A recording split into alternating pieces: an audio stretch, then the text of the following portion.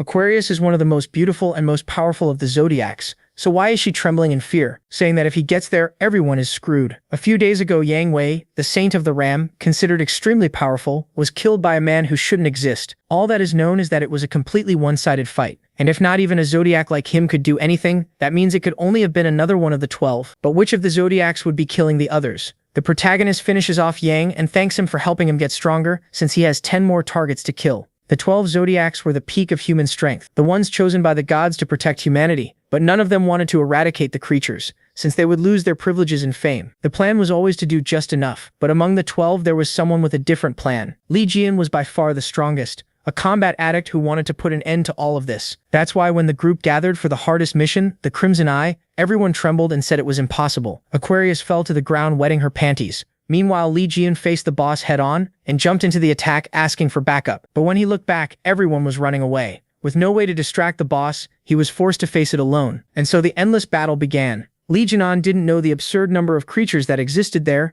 and time kept passing more and more. While fighting, he wondered if anyone would really come back, not even to check whether he had died or not. With no options, he pushed forward, until after 2 decades trapped in the hardest dungeon, and even losing an arm, he finally reached the last mob. But after finishing it off, the entire place began to collapse. Being buried alive, he thought this was a bitter end. All those who betrayed him were probably living a perfect life, while he was going to die there, abandoned. With that, Li Jinan's life comes to an end. The city has been ruined by calamities. 2 young men are running for their lives. One yells, "Run! Didn't I tell you not to go that way?" The other snaps back, "How was I supposed to know? Today was supposed to be safe. How could I guess a high-level calamity would show up?" A horned dog-like monster and several others chase after them. One of the boys starts crying, "We're screwed. The fortune teller said I'd meet an unbelievable monster today. I should have listened." Then one of the beasts jumps in and lands right between them, forcing them to scatter. One boy falls to the ground in tears, while the other gets surrounded and says, "Damn it. If Ligam had survived the Devil's Tower, something like this wouldn't be a problem." He looks toward the Devil's Tower, the same tower Ligam entered long ago with the 12 saints. Then its gates begin to open and a huge light appears before them. In an instant, that light covers everything and explodes across the area. The 2 boys shield themselves from the blast. A little later, the damage from the tower's explosion is clear. "Hey, what just happened?" "I don't know, Jimmy. There's a human coming out of the collapsing tower." "A human?" They stare in disbelief. Far off in the wreckage, a lone figure stands in the dust. "How dare those bastards stab me in the back and throw me into a trap? You're all dead. I'm coming for every last one of you." Amid the rubble, the 2 boys lie half buried, wondering what happened and who that person is. Then one of the dog-like monsters gets crushed by our protagonist. He stomps its head in, and the boys can't believe those are orange-class calamities. The kind even high-rank awakened ones struggle to beat. To him, they're nothing. More like ants than monsters. Ligam grabs the rest of them with a grin, standing over the ones he already defeated. Then he glances to the side and vanishes in the same instant. Suddenly, he's right in front of the boys, leaving them frozen in shock. They stumble back screaming, wait, why are you attacking us? Please let us go." Ligam pauses, "Wait, you're humans? Good. Then the path is clear now, right?" The 2 can only breathe in relief. "Whew, we're saved. Did you see that guy come out of the tower? Isn't that insane?" The other shakes his head. "What are you talking about? Nobody can come out of that tower alive. Maybe some accident happened and he ended up here when the tower collapsed." But while they were saying that, a shadow rose behind them. Both of them froze. Another monster was staring right at them. Our protagonist just turned toward it, completely calm. One of them panicked. "No way, that's the wolf boss. Jung, run." Meanwhile, he kept looking at the beast like it was nothing. Then the monster started building energy in its mouth. A second later, it fired, a huge blast straight at them. The 2 boys could only brace themselves. The attack tore through everything in its path. After a while, when it finally stopped, they looked around in shock. "Did he just protect us?" Our protagonist cursed under his breath, then jumped forward and slammed a hand down on the wolf boss. "You're just a filthy mutt." He forced it down and threw a punch, and the impact alone crushed the wolf boss completely. The 2 young men could only stare. Then our protagonist landed with a grin, and the area around them was left in ruins. The boss already beaten. He stood there calmly, looking at the 2 boys while they thanked God for still being alive. Now they really thought it was over. Then he called out, "Hey, you 2. They jumped and answered at once, "Yes, sir. Yes, sir. Go buy me some food. I'm starving." They just stared at him, and he looked a little awkward. "Oh, and clothes too. I need something new to wear." The scene shifts, and now they're inside a small shop, while our protagonist tears through plate after plate of food. The boys are stunned by the bill. He ate the same as spending 10,000 reais, enough food for 120 people. When they say they didn't have much money, he casually says he held back.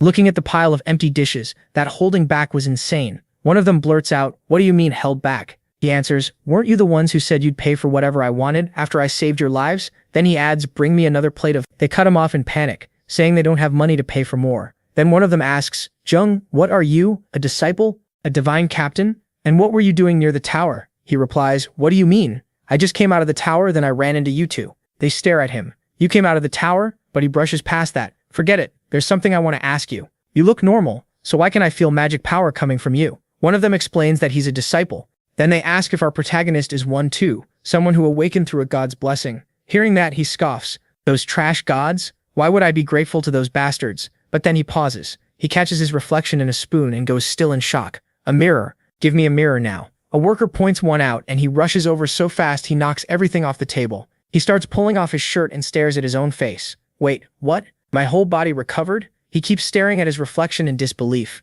Then he remembers how ruined he was inside the tower, covered in scars, missing flesh, half his head gone. Those wounds should have been almost impossible to heal, not without risking his power. But now he notices something else. His left arm is back. And what's this strange mark? On his hand there's a circular snake symbol. Suddenly, the mark starts glowing stronger and a wave of pain hits him so hard that his veins bulge as he grabs his arm. Then system windows begin appearing. You experienced death. You obtained an impossible achievement. Your previous stats will be transferred to your new body. All tower achievements will be converted into XP. You acquired a divine skill. All unique skills and traits from your past life have been inherited and converted. You can now use the power of Ophiuchus. A snake symbol appears behind our protagonist while the pain keeps tearing through him. Then all of a sudden his consciousness starts drifting away to somewhere else. He sees his spiritual sea floating among countless galaxies, and in front of him is a giant snake watching him. Our protagonist slowly reaches out his hand, and when he touches it, a light begins shining from both of them. Then suddenly he's back in the diner asking himself, what just happened? One of the boys rushes over. Ryung, are you okay? Just for context, Ryung seems to be the name they're calling our protagonist, but his real name is Ligung. Still shaken, he asks, what? You didn't see that snake just now? They look confused. What are you talking about? We didn't see any snake. All we saw was you stand up, start taking off your clothes, and stare at yourself in the mirror. Then you grabbed your fist and started screaming like a crazy person. So that means other people can't see it. As he stares at his hand thinking that over, the boys just keep watching him, thinking he gets weirder the longer they look. Then our protagonist feels that energy again and another system window appears. You have become the owner of Ophiuchus. More windows pop up in front of him. Ligang, 13th seat of the gods, owner of the seat of Ophiuchus, awakened name, the man who crushes all creation. More windows explain his abilities, and one of them says he gained F rank super regeneration. Any damage to your body will be restored. Your body has been renewed. A temporary penalty applies. Physical ability reduced by 50%. Time remaining 1032 hours. So his physical change came from that skill. He's never heard of anything like this from the other saints. On top of that, he can't feel any god's presence. No matter what happened, his body is healed now, so that part isn't bad. The real question is what he should do next. Then he remembers the men who pushed him away and left him there to die against the boss. Now he only wants one thing, to get rid of every saint who stabbed him in the back. Just thinking about what he'll do to those bastards makes him excited. The boy watching him gets scared, seeing that look on his face. Then the scene changes to the site of the explosion, where people are taking pictures while medics and onlookers crowd around. Someone asks, is it true the unbreakable Devil's Tower collapsed? Another answers, yeah, the whole world's gonna lose its mind over this. That tower was a symbol of this place. Then they wonder if this was the work of Ligong's followers, or maybe disciples who hate other disciples. Someone points at the monsters nearby. Even high-ranked saints would struggle against beasts like those, so who could have killed all of them and destroyed the Devil's Tower? Then someone asks, do you think Ligong survived and came back? The answer is simple, they don't know, but the whole thing feels wrong. After that, the scene shifts to a building where a large group is gathered for a press conference. Cameras flash as reporters shout questions. Yang Wei, please tell us what you think happened. Do you believe there's any chance Ligong survived? The heavyset man from the beginning of the story stays quiet, only watching everyone around him. His name is Yang Wei, the saint of the Aries constellation. All he says is, I have no comment. Then he turns and leaves, looking uneasy, while the crowd keeps shouting for answers. What do you mean you have no comment? The next scene jumps to his car, where he starts smashing things in anger. Damn it, Ligong, Ligong, Ligong, Ligong. Everyone wants to know about that bastard. How many times have I heard his name just today? Then he wonders if Ligong might really be alive. He remembers our protagonist's broken body from the past and asks himself if he could have survived 20 years inside that tower. No, that should be impossible. There should have been thousands of demonic beasts in there, and every one of them was high rank. It was already a miracle they got out without him, learning they killed the Scarlet Horus. So how could he possibly survive in a place like that? His body had already been badly damaged by the backlash of his own powers, and unlike them, he never had the god's protection. But then what if he really did come back to life? He tries to stop thinking about it, but if Ligong truly returned, then everything is over. The scene cuts back to our protagonist checking a phone. Just like I thought, I'll start by crushing that bastard first. Then the story moves to an airport. As one of the planes finishes landing, a man steps off and someone greets him. Welcome. It's an honor to meet one of the 12 constellations, Mr. Hugo Otters. He's the blonde guy from the beginning of the story, the one who ate fried chicken with our protagonist. He's dressed in full style here, and once again we're told that he is the Sagittarius constellation, Hugo Otters. He asks, "Where's the Prime Minister?" They answer, "He's waiting at his residence. Your car is ready over there." All right then, let's go. People nearby whisper about how majestic he looks. To them, that's what a true chosen one looks like. Once he's inside the car, Hugo sits there thinking. Then he glances over and sees his phone vibrating. It's those reporters again. I can't believe people are still spreading stories that Li Gong is alive. Then he notices an unknown number. It's already been more than 20 years. He picks up the phone, turns it over, and keeps thinking. He remembers what they told him before, "You're going to die tomorrow." Then he remembers our protagonist smiling with his face all messed up, saying, "Taisuke, why do you have so little faith in me? When we attacked the Devil's Tower, I left the tower and fought the disaster monsters outside at Li Gong's request. I hoped my premonition was wrong and that Jian would come back safely." But then he showed up badly injured, asking what happened to him. The saints who entered the tower with the protagonist abandoned him and came back with only the head of the Scarlet Eyes. Because that feat was accepted, the 12 saints, including me, were praised as heroes and gained power from it. Later in the hospital, he still couldn't accept that Jian was dead, so he kept asking people to search for him. But this greedy bastard cut him off. "Hugo, it's too late. It was Jean-Louis Morang, the saint of cancer." He reminded him how many disasters came out of that tower, and said it was stupid to think Jian could have survived. Then he coldly told Hugo that if he cared so much, he should go look for MC himself. But if he did that, the number of saints would drop to 11. Hugo could only stand there, frustrated and helpless. Back in the present, he was still lost in thought, telling himself that no matter how strong Jian was, surviving would have been impossible, and after all this time, it was too late now for him. Then someone called out, "Sir Hugo, it's a call from the Prime Minister." The call flashed on the screen. Hugo answered, and the Prime Minister quickly asked if he could hear him. He asked if Hugo had seen the news that the Devil Tower had collapsed. Hugo brushed it off as the same old story. He apologized but said that if this was another request to search for Jian, he would refuse. To him, the protagonist died in the Devil Tower that day. Whatever was happening there now was probably the work of MC's followers, and if this was just being used to win votes, the Prime Minister cut him off. "No, that's not it." He said South Korea had just received urgent news. A little while ago that line got a call. Hugo paused. "What line?" "The private hotline made only for Jian." The moment Hugo heard that, he froze. He shouted, asking if it was true, then started hitting the poor driver in panic. "Stop the car! Stop the car!" The driver hurried to obey. He slammed on the brakes at once. Then Hugo realized something. Maybe the call he got earlier was connected. His phone showed 30 missed calls and a message. Seeing that, he went pale. He quickly called the number back. As soon as it connected, a voice said, "Hey Tyson, I'm going to find you and I'm going to kill you." That hit Hugo like a shock. Then he smiled through the disbelief. The way he talked, it really might be him. He immediately ordered the driver to turn the car around and head back to the airport. The driver hesitated because of Hugo's schedule, but Hugo snapped and told him to go to the airport now. The scene shifts back to the little shop, where Jian jokes that Tyson has grown up and even improved his calling skills. One of the boys asks who he was calling, and he casually says it was just some guy. Then he points out that this thing is a cell phone, and says it's pretty interesting. He entered the tower in 2005, so if it's 2025 now, the world has changed a lot. The boy is stunned that this is his first time using a cell phone. He explains that with it you can use the internet and check news and videos too. Jian perks up at that, so he can search for news about the protagonist and yes, even the top trending stories. A bunch of articles pop up on the screen. MC quietly looks through them while the boy watches in amazement. Then Jian notices the comments. Some people say it's impossible he's back, while others insist that if he were here, he'd be strong enough to take over the whole world. Another commenter calls him trash, if he's anything like the 12 Saints, and the replies turn into a full-on insult war. The comment section turns into total chaos. The protagonist gets so mad he nearly crushes the phone, and the poor kid begs him not to break it. He's furious that those bastards are the ones being credited for killing Scarlet Eyes. They were scared out of their minds back then, and now they're trying to pin everything on him. He tries to brush it off, saying it changes nothing for him, but then he remembers something. That thought stops him cold. He searches more and finds a special report about what happened after Jian's death. Back then, MC had decided that if he died, all his property would be donated to orphanages and school foundations. Now he wonders if that really happened, so he keeps searching. Instead, the news says the 12 Saints mourned his death and praised his sacrifice. It also claims he left all his belongings, including his relics, to the 12 Saints, so his wish to save the world could live on through them.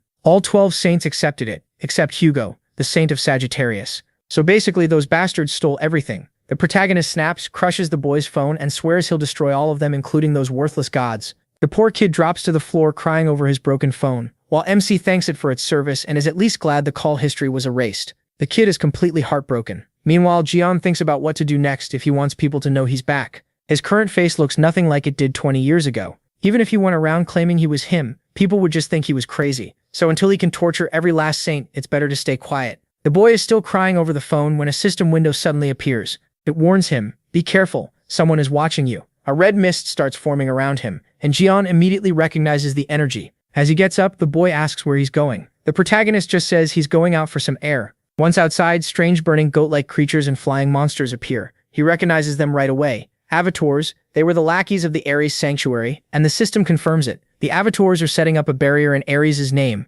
weakening the influence of the other constellations. They want him to offer tribute. Jian clicks his tongue. Those bastards serve the gods, yet humans are the ones who have to pay. He cracks his fingers and gets ready to fight, but then someone nearby starts complaining in the background. Ligum, seriously? The guy says he's heard so many stories about Jian that he's sick of hearing that name. They were talking trash about MC right in front of him. The woman with him joins in, saying the news won't stop talking about it, and she's already tired of it too. He just watches them. He wonders why the media is giving so much attention to someone who's supposed to be a ghost from the past. Then he notices something else. There's a badge on the man's shirt. The two boys recognize it right away. They're people from the Gemini Sanctuary. One of the boys quickly tells Jian to come back, warning him not to start trouble with them. But the protagonist keeps staring and the guy notices, "What are you looking at?" Then he tells him to get lost. The boys panic, thinking they're in trouble now. The man takes a drag, then blows smoke right into Jian's face. He mocks him and says if MC has a problem, he should do something about it. Before it goes further, the woman tries to pull him away, saying they should leave before he wets himself. Even then, the guy pats his head like he's nothing. He keeps throwing out insults, and the woman laughs along. Then he sneers, asking why people like such a weak saint so much. He even questions whether the protagonist was ever really a saint at all. That finally pushes the protagonist over the edge. One of the boys nervously reminds him these people are disciples from Gemini, above A rank. MC ignores that and calls them cowards. The guy turns and asks if that was aimed at him. Jian fires back with a harsher insult, making it very clear it was. So the man walks straight up to him and demands he repeat himself, shocked that a normal person with no mana would dare talk like that. He doesn't bother answering. He just flicks the guy on the forehead. That one flick sends him flying back unconscious. He crashes hard, causing a huge explosion, and the woman is left in shock. The two boys can't believe what they just saw. Jian only smiles at the scene in front of him. Now the woman is truly scared. The protagonist calls her out, saying he knew what she was trying to do behind his back. She had already formed fire magic in her hand and tried to attack him from behind, but it was a pointless move. Jian responds with another flick, sending her flying too and smashing through everything in her path. She drops to the ground and the boys are left speechless. They ask how he can use abilities in the middle of the street. Jian tells them they're mistaken. If he'd really used a skill, those two would be dead. So he took down A-rank disciples with nothing but his bare hands. Then he crouches beside the man and looks closely at his necklace. He rips it off and says he knew something felt strange when he hit him. This wasn't a divine artifact, so why did these bastards have one? Only saints were supposed to possess those. One of the boys realizes Jian really doesn't know anything and starts explaining. Decades ago, humanity nearly went extinct because of the calamities. People survived thanks to divine beings and the saints they chose. But since only 12 people couldn't protect the whole world, the saints gathered followers and built divine cathedrals.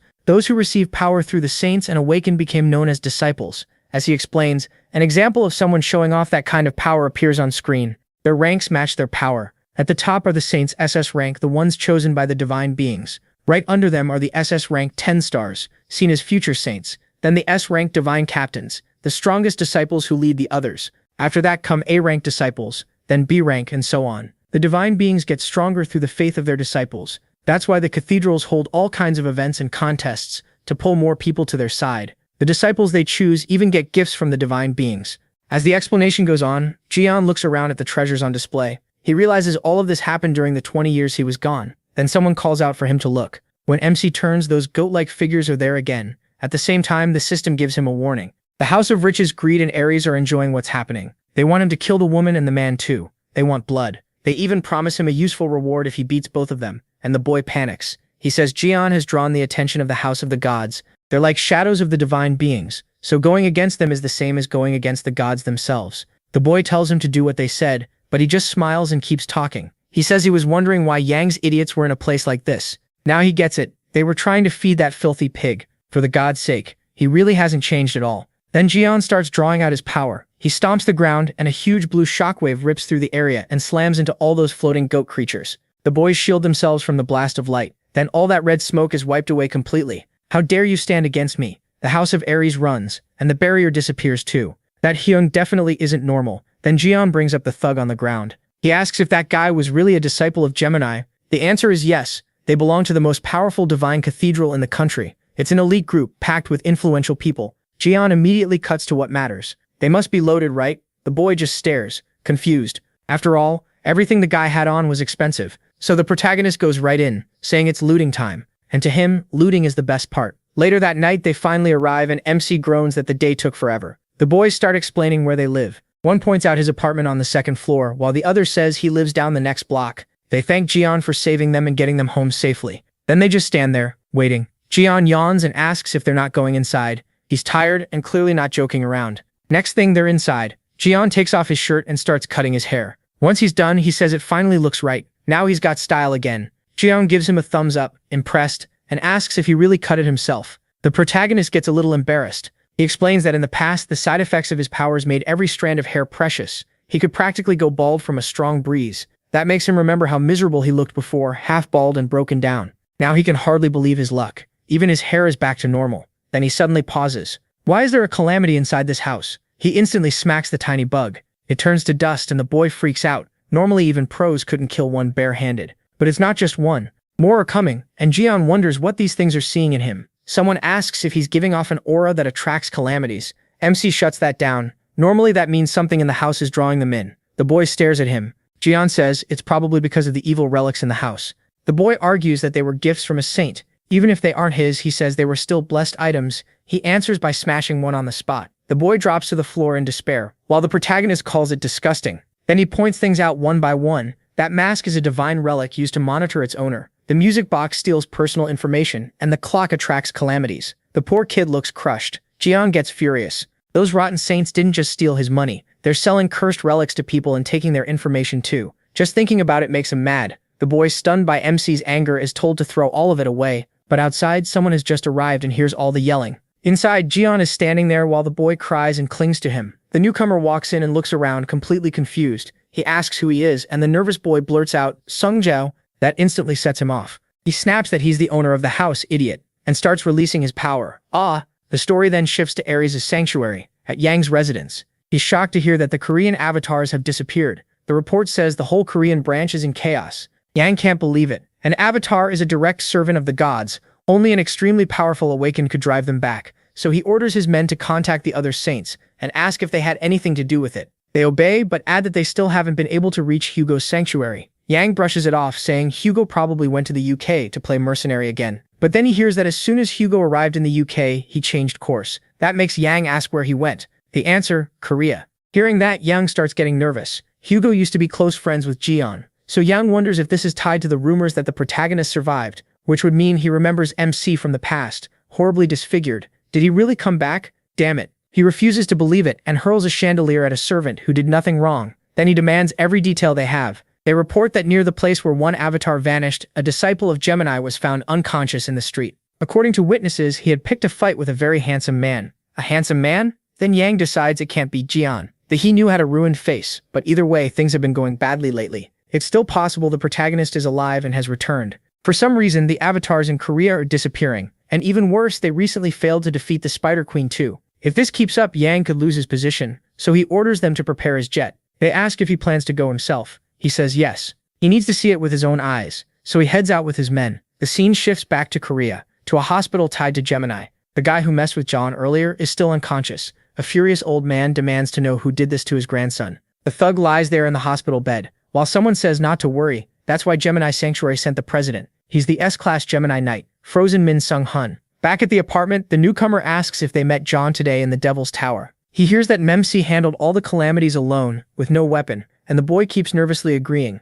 Then comes the next question. Did he really knock out an A-Class too? The boy confirms that part as well. Now the owner loses it, saying none of this makes sense. Jian even destroyed every relic in the house. He calmly replies that they were all fake, including the one in front of him. The redhead, ready to explode, demands to know what sect the protagonist belongs to. But the protagonist just smiles and says he doesn't need one. At this point, the guy is seconds from blowing up. So he asks which god MC serves, and MC answers that he serves none of those idiot gods, only himself. They keep going. What awakened class is he? He casually says, a worker maybe. Then comes the last question, his name. The protagonist answers, my name is the protagonist. The moment Sungjae hears that, he starts gathering power, while the other boy tries to calm him down. But Sungjae is done listening. MC barged into someone else's home without permission, destroyed all the relics, and now dares to use the name Jian as a huge aura rises behind him. He shouts, asking how he could imitate him. Jiwoo yells that this is their house and asks if Sungjae is trying to wreck everything. Then a system message appears for the protagonist. The magic power of the Gemini Temple is being released.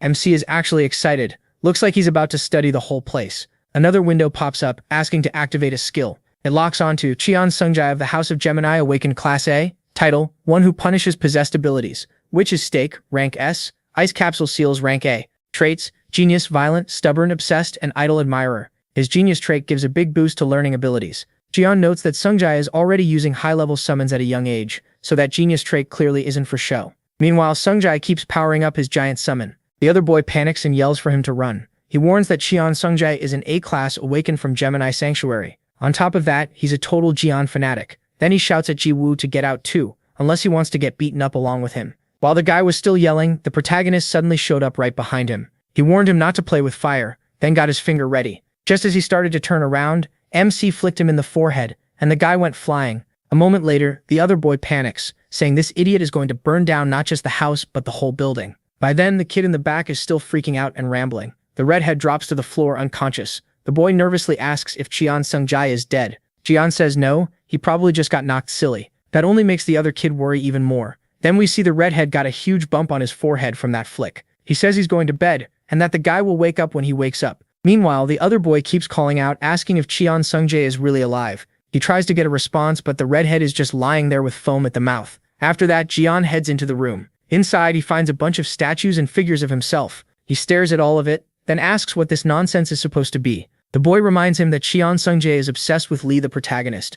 Right then, the redhead wakes up and yells not to touch them carelessly. They're his precious Lee Gyeon collection, worth more to him than his own life. MC walks over, rips the head off one figure and says, this is making him feel awful. Then he says they might as well tear all their heads off, and the guy freezes in shock. The redhead starts screaming about his figures and begs him to stop, but the protagonist just keeps breaking them. He says he already told them he's not some crazy guy, he's Lee Gyeon. The poor collector is totally shattered and starts crying. Then the scene switches to a cafe, where someone is watching the news. The report says that 2 Gemini affiliates were attacked yesterday by an unidentified man. Witnesses also say the suspect stole the victim's belongings. The one watching the report is Hugo. He immediately says this has to be Gyeon's doing and wonders what that idiot is up to now. He grumbles that this is the first kind of news he hears right after arriving in Korea. Then a waitress asks what he'd like to order. The second Hugo looks at her, his expression turns cold and he tells Yang Wei to cut it out and get lost. She smiles and admits he noticed right away. Then it's revealed the fat guy is using the woman's body.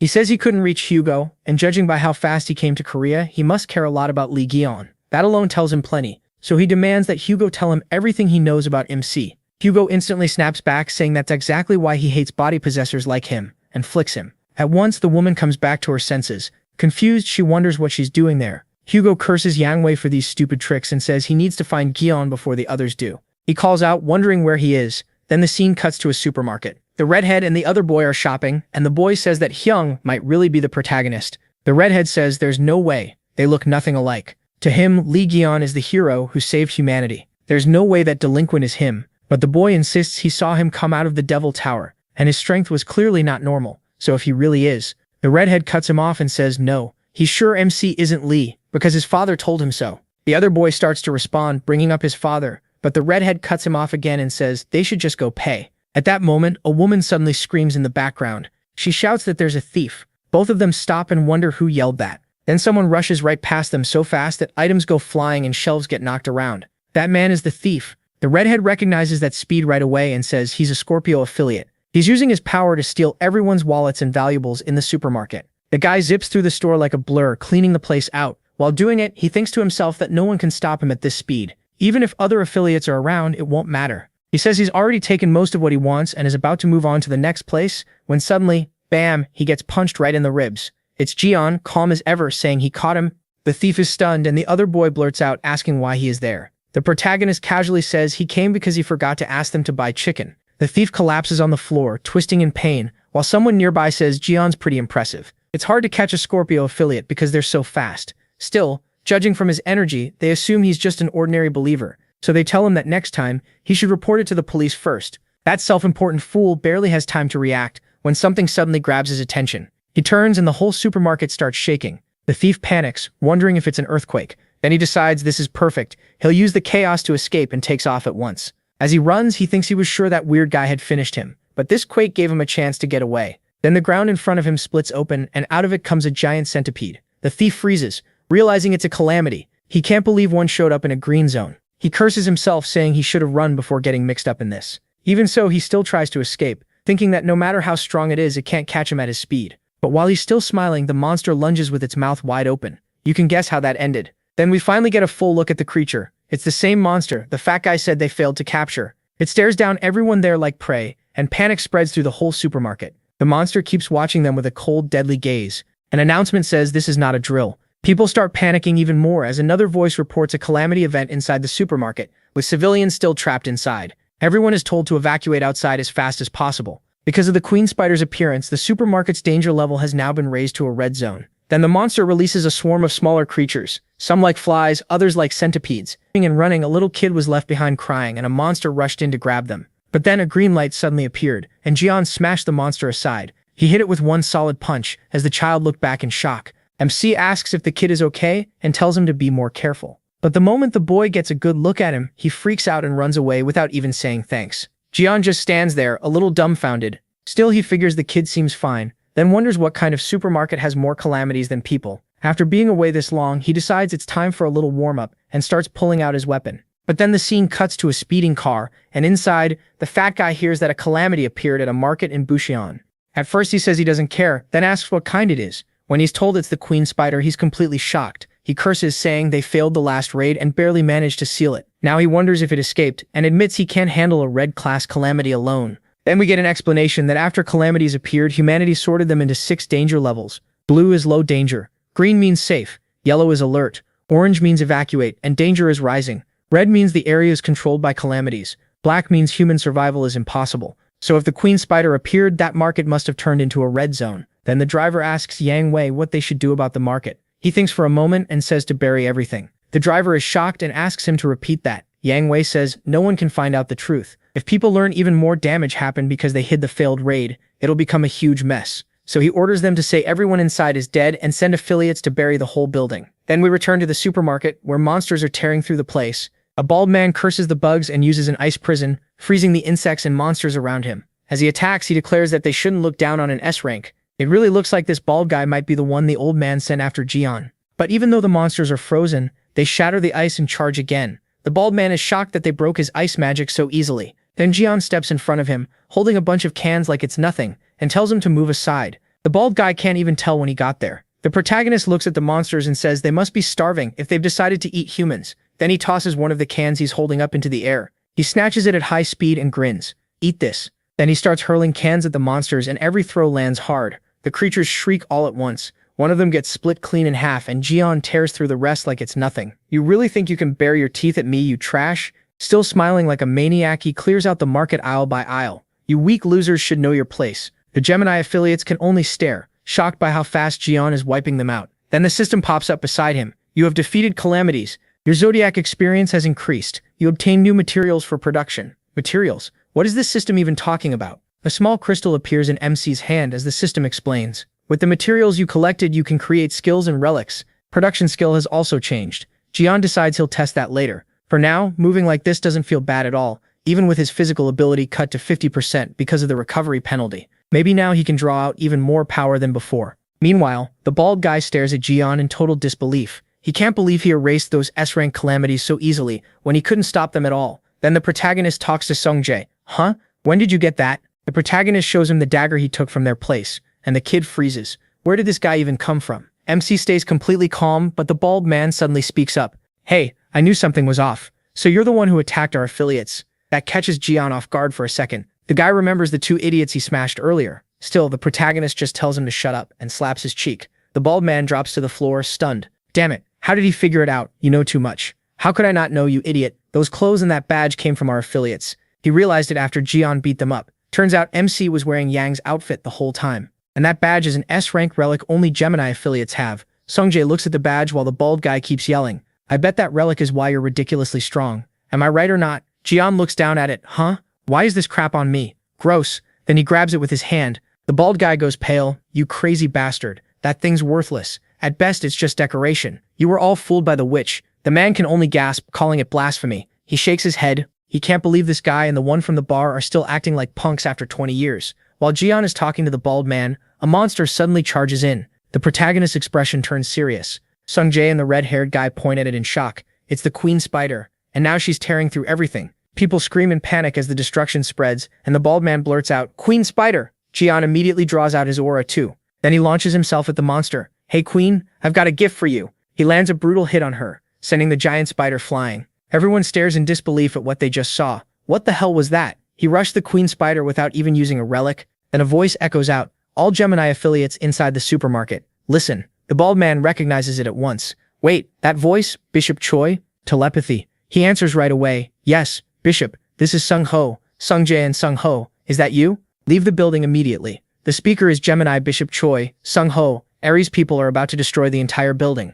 Outside, they're already preparing to bring it down. Choi keeps going. "Yang Wei is coming in person. We can't stop him. And the Queen Spider in that supermarket is a monster. Even Yang Wei couldn't kill. That's why they're desperate to bury this whole place. It would be bad if their failure came to light. Sung Ho, you borrowed a teleport skill, right? Take Sung Jots and get out now." "What? Just the two of us?" Something makes Sung Ho hesitate. He looks around and sees the wounded people all over the place. The destruction inside the market is impossible to ignore. At the same time, Jian is still fighting head-on. Sung Ho falls silent, thinking, and Choi presses him. "Why are you taking so long? Is there a problem?" "No sir, no problem." Meanwhile, the red-haired boy shouts back, "Begging for help wouldn't matter anyway. So what are you saying? Can't you see the mess here? You're telling everyone to get buried alive." Sung Ho hesitates again, then says he knows, but if word gets out that the Queen Spider appeared in the middle of a city, what will people think of them? He keeps going before anyone can answer. The citizens will blame the divine sanctuary. Their faith will weaken, and so will the power of the gods.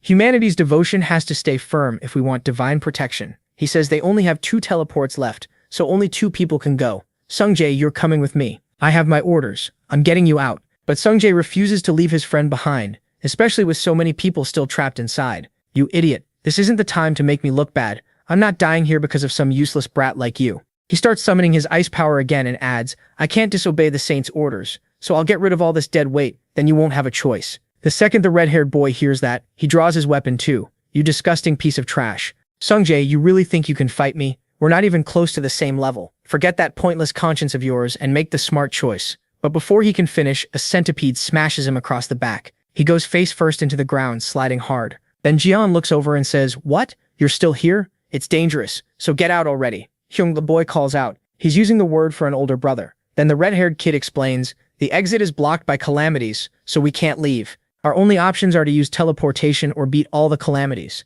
The Queen Spider is still there, staring everyone down. There are a lot of injured people too. Outside, the men in suits keep gathering purple power, and he adds that the Aries constellation sect is sealing off the whole area. Jian clicks his tongue. What a headache. The bald man, still wrecked on the floor, gets back up and starts screaming that MC dared to crush him. He cuts him off, saying he thought the guy had already run off and abandoned everyone. "Shut up, idiots. Survive on your own if you want. I'm leaving no matter what." But the moment he tries to teleport, a web shoots onto his back. The Queen Spider has him. "What? No way." She yanks him straight into her jaws, and that's the end of him. Only his phone falls to the floor. Everyone stares at the spider with grim faces. Jian tells the other two, "I'll handle this. Take care of the injured and get out when you can." The red-haired boy and Sung Jae look at each other, but the protagonist adds, "I'll finish this fast, so move." Outside, the barrier keeps rising, and Yang arrives, asking for a report. They tell him they blocked off the store and put the whole building on high alert. He isn't impressed. For something they started before he got there. This isn't much. Then they notice the barricade isn't holding. It's being blocked by something. A green light suddenly bursts out, shattering the barricade and throwing everyone back.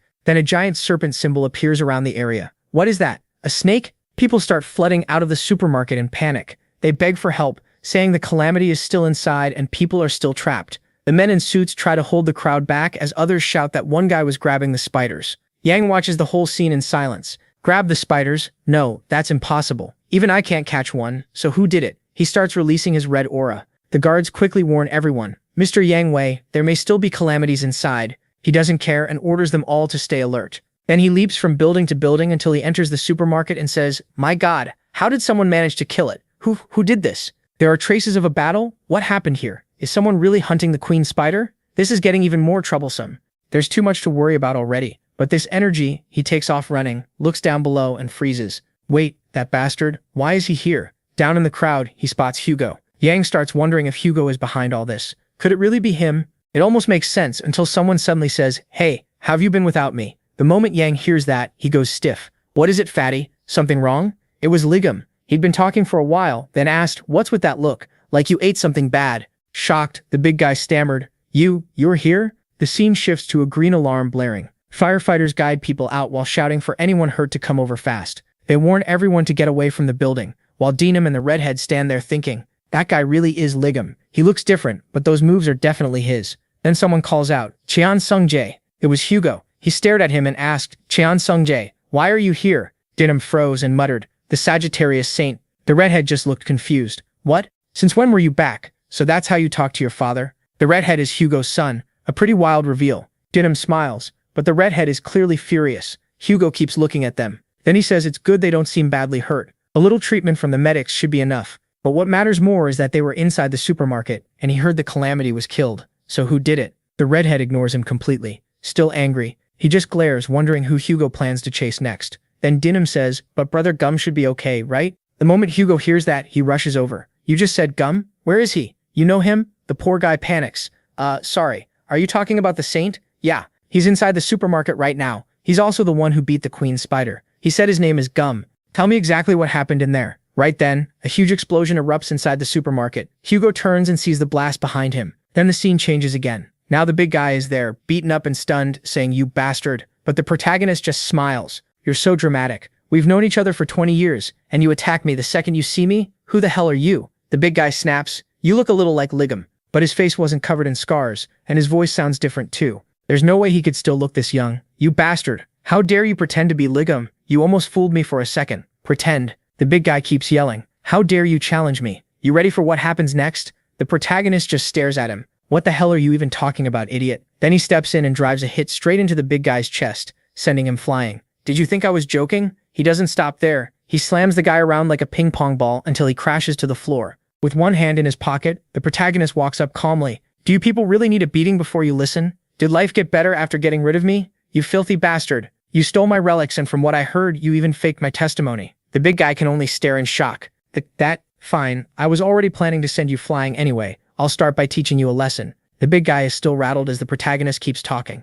"After that, I'll go to your house, your sanctuary, your relics, and the rest of those trash saints too. I'll destroy it all. I won't let that happen." The way he talks and moves, he's not bluffing. I couldn't even track his attacks earlier. Is he really Ligum? Did he actually survive the tower and come back? No way. If you really are Ligum, then... The big guy starts drawing out his power. "Prove it to me." A red-purple force flares up around him. A dark symbol spreads across the ground, and something rises behind him. He appears with a crown as the system announces, "The Master of Ares, Jade Emperor, has revealed himself." "So only part of your god showed up?" Even then, the big guy keeps acting proud. He fires out a storm of chains to capture Ligum, and once they wrap around him, he sneers, "Do we still look weak to you now? I don't know how you came back from the tower, but I'll make you regret it." Skill, divine armament. More and more chains tighten around the protagonist, locking him in place, while a massive spikes forms right in front of him. "Wow, that's pretty impressive." "Shut up, bastard." All those spikes shoot straight at him and tear through the whole area. A pile of blades stacks up over him, one over another. Did he finally die?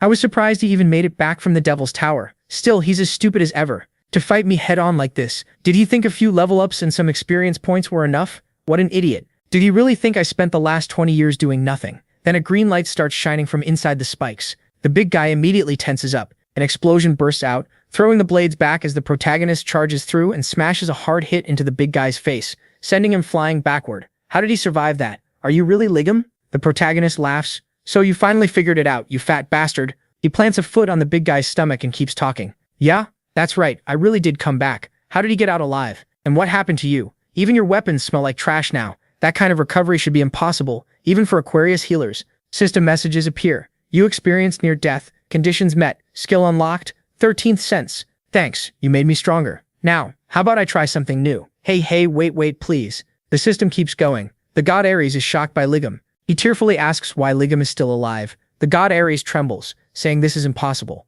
The god Ares vanished in a flood of curses. The big guy is left panicking. What? What is this? Why is a god disappearing? The protagonist answers, "Maybe because he knows fighting me is pointless. I'm feeling merciful, so I'll only make you suffer as much as I did." He says it with a smile full of pity. Then he starts beating the big guy down, and after some time, Hugo arrives with the man's subordinates asking, "What the hell happened here? The place is completely wrecked, and Hugo takes it all in. That energy, Yang Wei. This was definitely Ligam's doing. Only he could leave behind a mess like this. One of the men adds, something's wrong. I can still feel Yang Wei's energy from here, but it's way too weak for someone who's alive. What happened? Hugo says nothing at first, then he releases his aura and tells them, step back for a second. The next moment, he vanishes and heads straight to where the big guy was.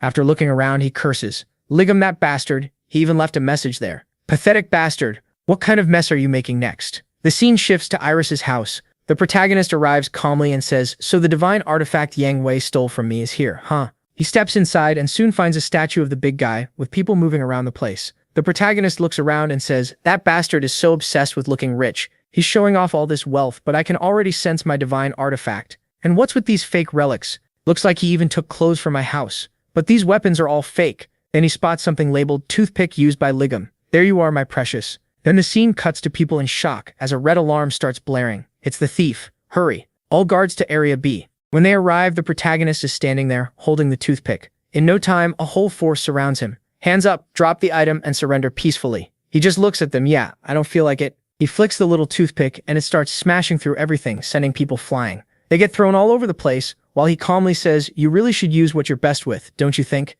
Then it changes form. It was a toothpick, and now it's a slime. Good to see you again, Lime. The system announces you unlocked a divine artifact, the slime that creates all. Divine artifact of creation guidance. Rank S, trait, shape change. Rank S. Another message follows. Conditions met to unlock the skill creation workshop. A 1.5-meter workshop has been created. Default workshop range unlocked, production, repair, reinforcement, and dismantling. With the creation skill engraved, the traits of the slime that creates all can be granted. Alright, should we get out of here now? Then one more system window appears. The energy of Ares' divine artifact is being strongly detected. Huh, it'd be a little disappointing to leave empty-handed. The little slime stares at him as he walks forward. He opens the door and says, time to farm. Then the scene cuts to Hugo saying he came too late. The big guy's mansion is already wrecked and people are running everywhere in panic. Gum, please stop this. People keep fleeing in the background as the scene changes again. Now the protagonist says, I'm starting to get hungry. Hugo shouts, Gum, huh? Tyson comes running over, crying like crazy. But he rushes right past Gian without even noticing him. Instead, he grabs some poor guy and yells that if Ligam was alive, he should have gone to him right away.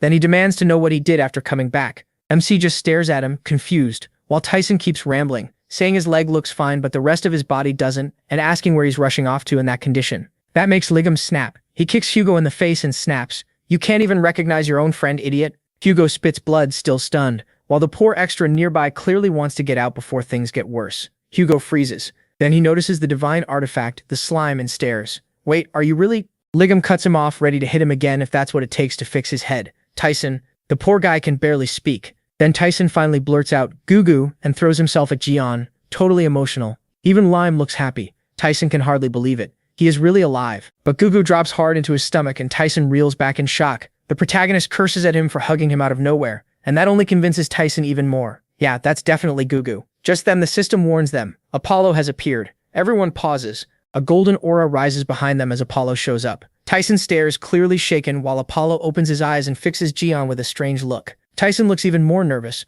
but Ligam stays calm. Then Apollo appears right in front of them, and Hugo can't understand why he's here. Apollo only keeps staring at Gian in silence. MC frowns and asks what this is supposed to be. The system says Apollo doubts Ligam really survived, and suggests checking if this is truly him. Hugo is lost. How is he supposed to do that? Apollo raises his bow at Ligam and figures a fire arrow should reveal the truth. Hugo quickly hugs him and begs Apollo not to do it. He meanwhile thinks maybe he should just get rid of this messed up god too. After all, the guy is aiming arrows at someone he just met. Hugo keeps trying to calm things down, saying it's fine and Gian doesn't look hurt. The protagonist says he'd rather settle a few things first. Hugo flinches. What? Then he remembers MC's voice message and goes pale while Gian keeps talking. He says he just got out of the tower and found out his house was sold, his name was ruined, and all his relics were gone. Hugo tries to stop him but says for now he'll just give him one punch, and he actually does it. He takes the hit and says that punch proves it. Hugo really is Ligam's guy after all. Right then, Yang Wei's guards show up shouting that they found him. They tell everyone to grab the man who stole the relics. Gian blinks, then remembers he was being chased. Hugo turns to Ligam and asks what exactly he stole. The protagonist casually says it wasn't much, then shows a bag stuffed with items. Hugo realizes he robbed Yang Wei's relic storage. That makes Ligam tear up and yell, asking what kind of mess Gian just caused. The guards want to arrest him right away, but their leader stops them, saying MC isn't someone they can handle. He knows calling more people like them still won't change anything. Before anyone can react, a huge gust tears through the area, and Ligum wonders what that was. Then something leaps in. One of them realizes who's arrived. A massive sword crashes down, and they understand it. This is Ares' avatar, the Beast of Riches. The creature roars right in front of Hugo and Ligum. They look up, and Hugo immediately panics. It's Ares' avatar. He urges Jian to drop what he took from Yang Wei and run, but he tells Iaso to relax. He says he has a plan, then calls for Lime to do it. Lime's eyes start glowing, and light pours out of him. A moment later, he spits out what looks like Jian's weapon. The protagonist knows it'll be hard to fight an avatar with it in this condition, so he calls for its true form,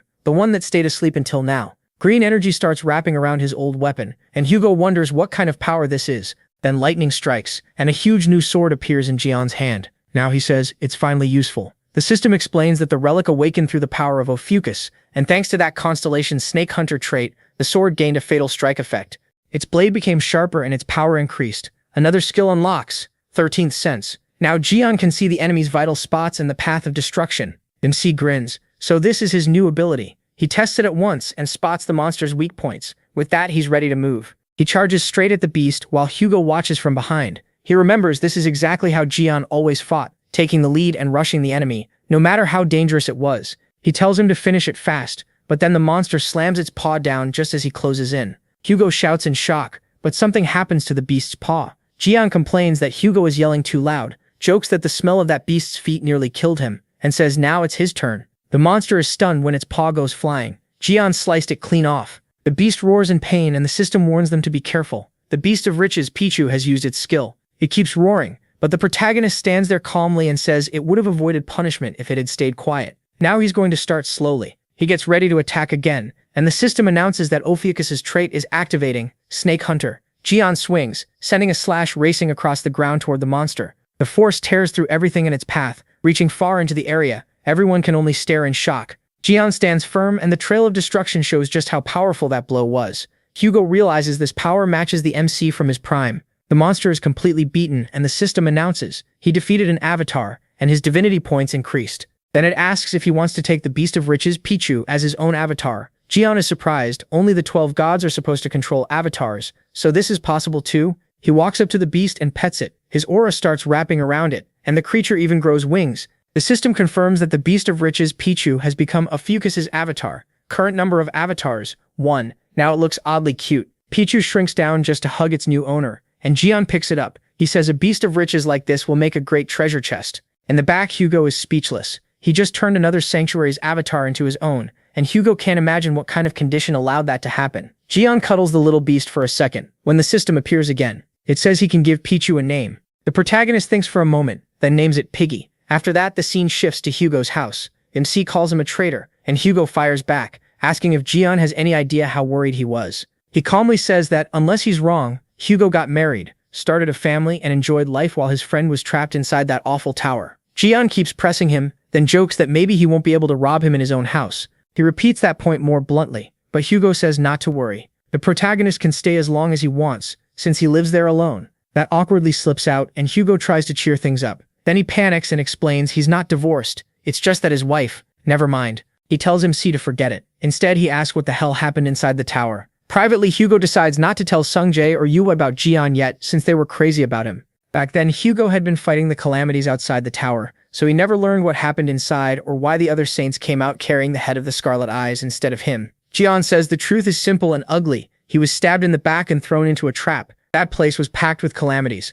More and more kept showing up, and even Scarlet Eyes came back to life. Hearing that, Hugo is shocked. Scarlet Eyes revived? The protagonist confirms it. He explains the monster was deeper inside the tower, and its real form was a giant fire dragon. Jian says he still managed to kill that bastard, but the real problem wasn't Scarlet Eyes, it was the tower's true administrator. That guy could revive dead calamities. No matter how many times MC killed them, they kept coming back. Somehow he still managed to get out. But honestly, he thought he would never escape. That sick freak tortured him badly for a long time. In the end, I used everything I had and beat the tower's administrator. If I remember right, I got buried after that. When I woke up, the monsters were gone from the cave, and somehow I had these new powers. One thing's for sure, the bastard who stabbed me knew the tower inside and out. That's how he trapped me in that cave, packed with calamities. He had to know exactly where it was. I'm definitely going to make those guys pay, the ones who stole what was mine and talked trash about me. But the one who betrayed me, I've got something special planned for him. First, I need to get ready. Hugo is left stunned after hearing all that and asks what he should do.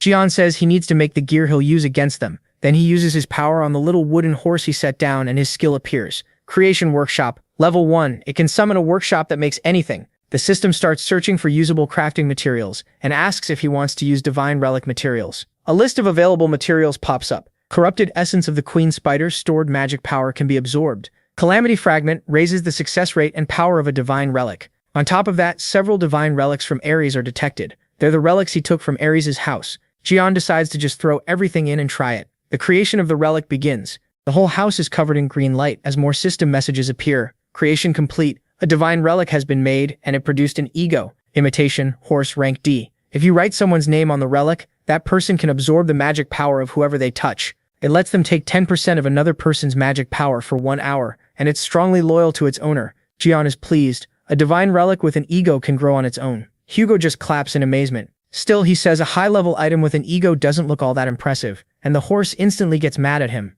He fires back. Does he have any idea how many materials that took? The relic asks if he wants to use the remaining materials to make something better, but the protagonist lets it go for now. Then Hugo changes his tune, praising the design and calling MC a genius for making a divine relic. MC points out that a second ago he was insulting it and saying he should show it some respect. Then Hugo asks if he studied design in the Devil's Tower. He thinks for a moment and says that depends on how useful Hugo is from here on out. They need to start dealing with those fake saints. Poor Hugo even gets smacked on the head. He asks how the protagonist plans to do that. It won't be easy to lure the other saints out of their territories. Jian asks if this should be enough to draw them in. It's the true divine relic from the House of Ares, the Golden Fleece Chest. The system explains, Golden Fleece Chest, rank SS. It can store anything and even multiply the items inside if you pay the price. It's one of the best true divine relics. Hugo asks why he brought it if he can't even use it. Jian says he heard Iso is a saint with no money, so he brought it to help fund their side. Iso gets annoyed and snaps that he isn't poor, then asks the higher the relic's rank, the more materials it costs, right? MC says they'll use it to multiply their materials and make divine relics strong enough to crush the others. Hugo asks how they're supposed to do that when nobody there can activate it. Jian stares at him and asks if he really can't use it. Hugo reminds him he isn't Ares' saint. He's the Sagittarius saint. Didn't he notice? The protagonist didn't. The two of them just sit there in silence.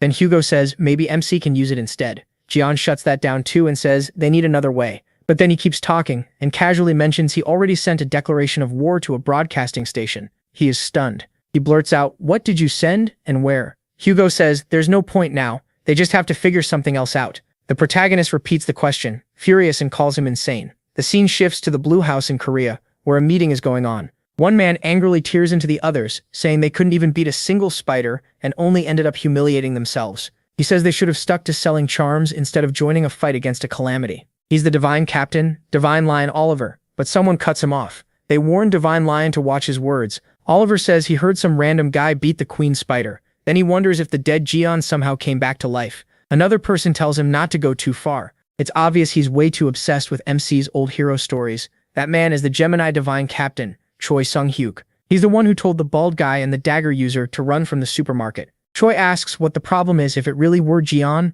then of course he could have taken down that spider easily. Didn't they see that famous Russian subjugation video? But another man argues he only did that because he got buffs from the other saints, and his weapons were given to him too. With that kind of support, they would have done even better. Choi dryly answers that maybe he just didn't get enough support to beat the Queen Spider then. That's why he failed, right? The man immediately gets angry. He insists he's just setting the record straight. Ares' side defeated the Queen Spider thanks to the sacrifice of an S-rank disciple. Choi mocks him, saying, "Wow, Ares has someone that strong? He'd love to meet them, though he'd probably have to search inside the Queen Spider's stomach." The argument keeps going while an old man in the back grumbles about how the Blue House turned into a den of thugs. Then someone bursts through the door shouting for the president to turn on the news right away, because something huge happened. On the broadcast, the reporter says their station just received a mysterious package containing photos from someone claiming to be Yang Wei, along with a short message. The photos show Yang Wei wrecked, and the note says, "I'm back." A handwriting analysis confirms a 99% match. The writing belongs to the supposedly dead Li Jian. Then the scene cuts back to Hugo yelling. He asks the protagonist what he was thinking when he sent that. MC says it was a declaration of war. He's telling them to get ready because he's going to rip off every one of their heads. Hugo keeps shouting, telling this maniac to focus. Beating Yang Wei was already a huge problem, so why did he have to announce himself too? Jian corrects him. Yang Wei isn't dead. Hugo freezes. What? He says technically he's alive, but not really living. Hugo is completely stunned as the protagonist presents the answer. Ta-da, this is Yang Wei. He holds up a teddy bear, and the bear is sweating. From inside it, Yang Wei curses Jian. Hugo can't believe it and asks if that really is Yang Wei. From inside the bear, Yang Wei screams for MC to let him out. He explains that the battle made his abilities grow a lot. Now he can suppress Yang Wei's soul. He talks to the bear like it's being naughty, while Yang Wei just keeps trembling inside. Hugo asks if something like that is even possible. Jian brushes that off and tells him to look at something else, handing him an orange peeler. Hugo has no idea what he's looking at, so the protagonist explains that this is the orange peeler used to carve into his back in the Devil's Tower. The person who tried to kill him used this, and from the engraving it doesn't seem like it belonged to just anyone. Hugo asks if Jian has any idea who it might have been, but MC barely listens and keeps yanking on the teddy bear that now holds Yang Wei. He says he's going to stop by the Divine Artifact store for a while. Hugo asks why. Jian says maybe the person working there has seen those engravings somewhere before. Then the mood softens a bit as the protagonist asks to borrow some clothes, and Hugo tells him he can wear anything in the closet. The scene changes again. Now dressed up in style, Jian says he'll leave servant number 2 at home this time.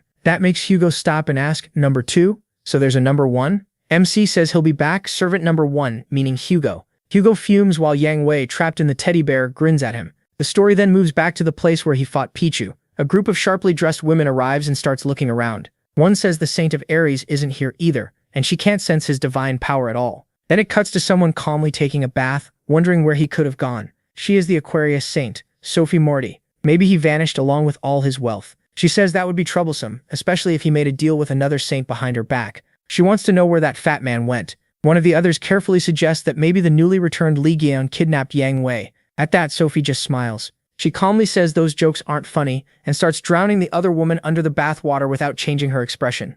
Terrified, the woman quickly apologizes and says she spoke out of turn. Sophie lets it pass and tells her to go to the Divine Artifact store as planned. She says they need to get ready to sell divine artifacts and raise money for the drachma auction, since that auction is very important. But while she's saying that, another bodyguard rushes in, shouting that there's a huge problem. The other saints have also applied to join the drachma auction. Hearing that, she's shocked and blurts out, "What? What?" Then the scene shifts to the Lion Academy. A group of muscular guys stare ahead in shock. In front of them, a beast-like man trains hard, pushing through a heavy squat before dropping the weight. Then someone walks up behind him and says the artifact of Jian will appear at the drachma auction. Hearing that, he goes quiet for a moment. He lets the weight slam to the floor and laughs, saying it finally showed up. He declares that Jian's artifact will belong to them. This is the Leo Saint, Stephen. Next, a portal opens with crackling lightning. The protagonist steps out of it. Hugo's son comments that teleportation is really useful, and the redhead answers that it normally costs a lot, but for people tied to Gemini, it's free. They've arrived at the Divine Artifact store complex. Jian thanks him, saying he needed an appraiser, and got introduced to an SS rank 1. The redhead brushes it off but then remembers his boss's order. He met the man who defeated the Spider Queen, so he's supposed to keep watching him with full support no matter what. He looks at his phone and sighs until Jian asks if his boss has been bothering him since that incident. The boy quickly denies it. Then MC hands him the item, saying it worked well against insects. Its details appear on screen. That orange peeler, it's Janice's desire, rank A. Its skill summons 2-faced soldiers, a red one and a blue one, and triggers a random ability. The redhead points out that it wasn't rusty when Jian took it from his house, and he says he repaired it, though the effects changed a bit, so don't be surprised. The boy thanks him, amazed. Then he looks around and says, this is where the SS rank appraiser works. Inside, a man is suddenly startled, while everyone outside starts murmuring that someone so stunning is actually here. It's the same bodyguards from before, escorting the Aquarius Saint. She walks in like she owns the place. She approaches the clerk and says she wants to leave some divine artifacts with the appraiser before the auction. The nervous clerk apologizes and explains that the appraiser is with another client right now. That annoys her. How dare he help someone else while she's here? Still, she keeps a sweet smile and says she'll wait nearby. Even so, she keeps wondering who's inside. And inside, of course, it's Jian. He looks around at the expensive items and says an SS rank really runs this place. Then the appraiser asks Sungjai who made this item, and the protagonist answers from the side that he did. The man is stunned and asks if MC has some connection to MC. He's the Virgo affiliate and an SS rank appraiser. The redhead introduces him as someone claiming to be him. But the appraiser thinks he's joking and tells Sungjai they're having a serious talk. He turns back and demands to know the protagonist's relationship to the protagonist. The protagonist just goes, "What do you mean?" The appraiser explains that most people only know MC for his fighting, but he was also a legendary maker.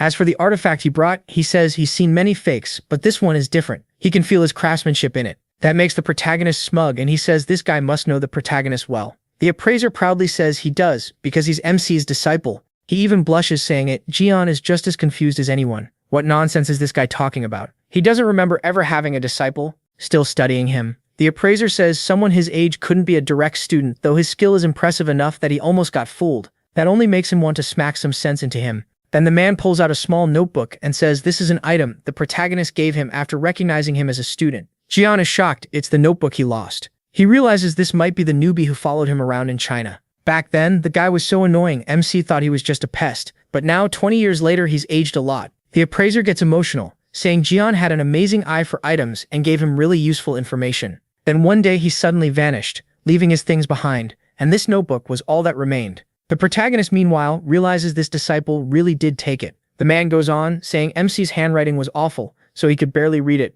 but he believes it held his ideas. Jian wants to yell that the idiot is wrong, it was actually his hit list. After reawakening, he can get info from anyone he beats, and since this guy is SS rank, he should have some very useful information. The appraiser says the notebook would be more useful for a talented young man like Jian, and asks him to take it too. The protagonist is pleased. There were even a few of his bills tucked inside, so losing it had bothered him. Then the system announces that the sleeping notebook is reacting to its owner's magic. It will evolve into a divine relic through Ophiuchus's magic. The appraiser is stunned and says it's a divine relic that stores memories. He adds that MC has a kind of ability he's never seen before. The worn-out notebook changes shape, becoming fresh green and completely restored. Right then, someone calls out to Jin Young that something happened. The old man turns and asks what it is, still confused, until the assistant says the saint is outside. Jin Young gets annoyed, wondering why everyone is making such a big deal over one saint. Jian hears that and asks, a saint? Outside, the Aquarius saint is still waiting by the door. She thinks to herself, annoyed about all these low-class people staring at her. To her, that always happens in public. In the back, the redhead casually drinks some juice and says Sophie Marie usually only appears at official events. He heard it's hard enough just to get her out of the church. Now, out of patience, she says waiting any longer is a waste of time. She decides to go in and speak to the appraiser herself. That appraiser has to buy their divine relics at a high price so they can raise money for the auction, and she's tired of being kept waiting. Her bodyguards beg her to be patient since he still has a client inside, but she snaps and says she'll see for herself who this client is. The moment she opens the door and looks at Jian, she freezes in shock. To her, he looks strangely dazzling, and then everything changes. Like before, the scene picks up with the saint entering the room. The instant she sees Jian, she's shaken.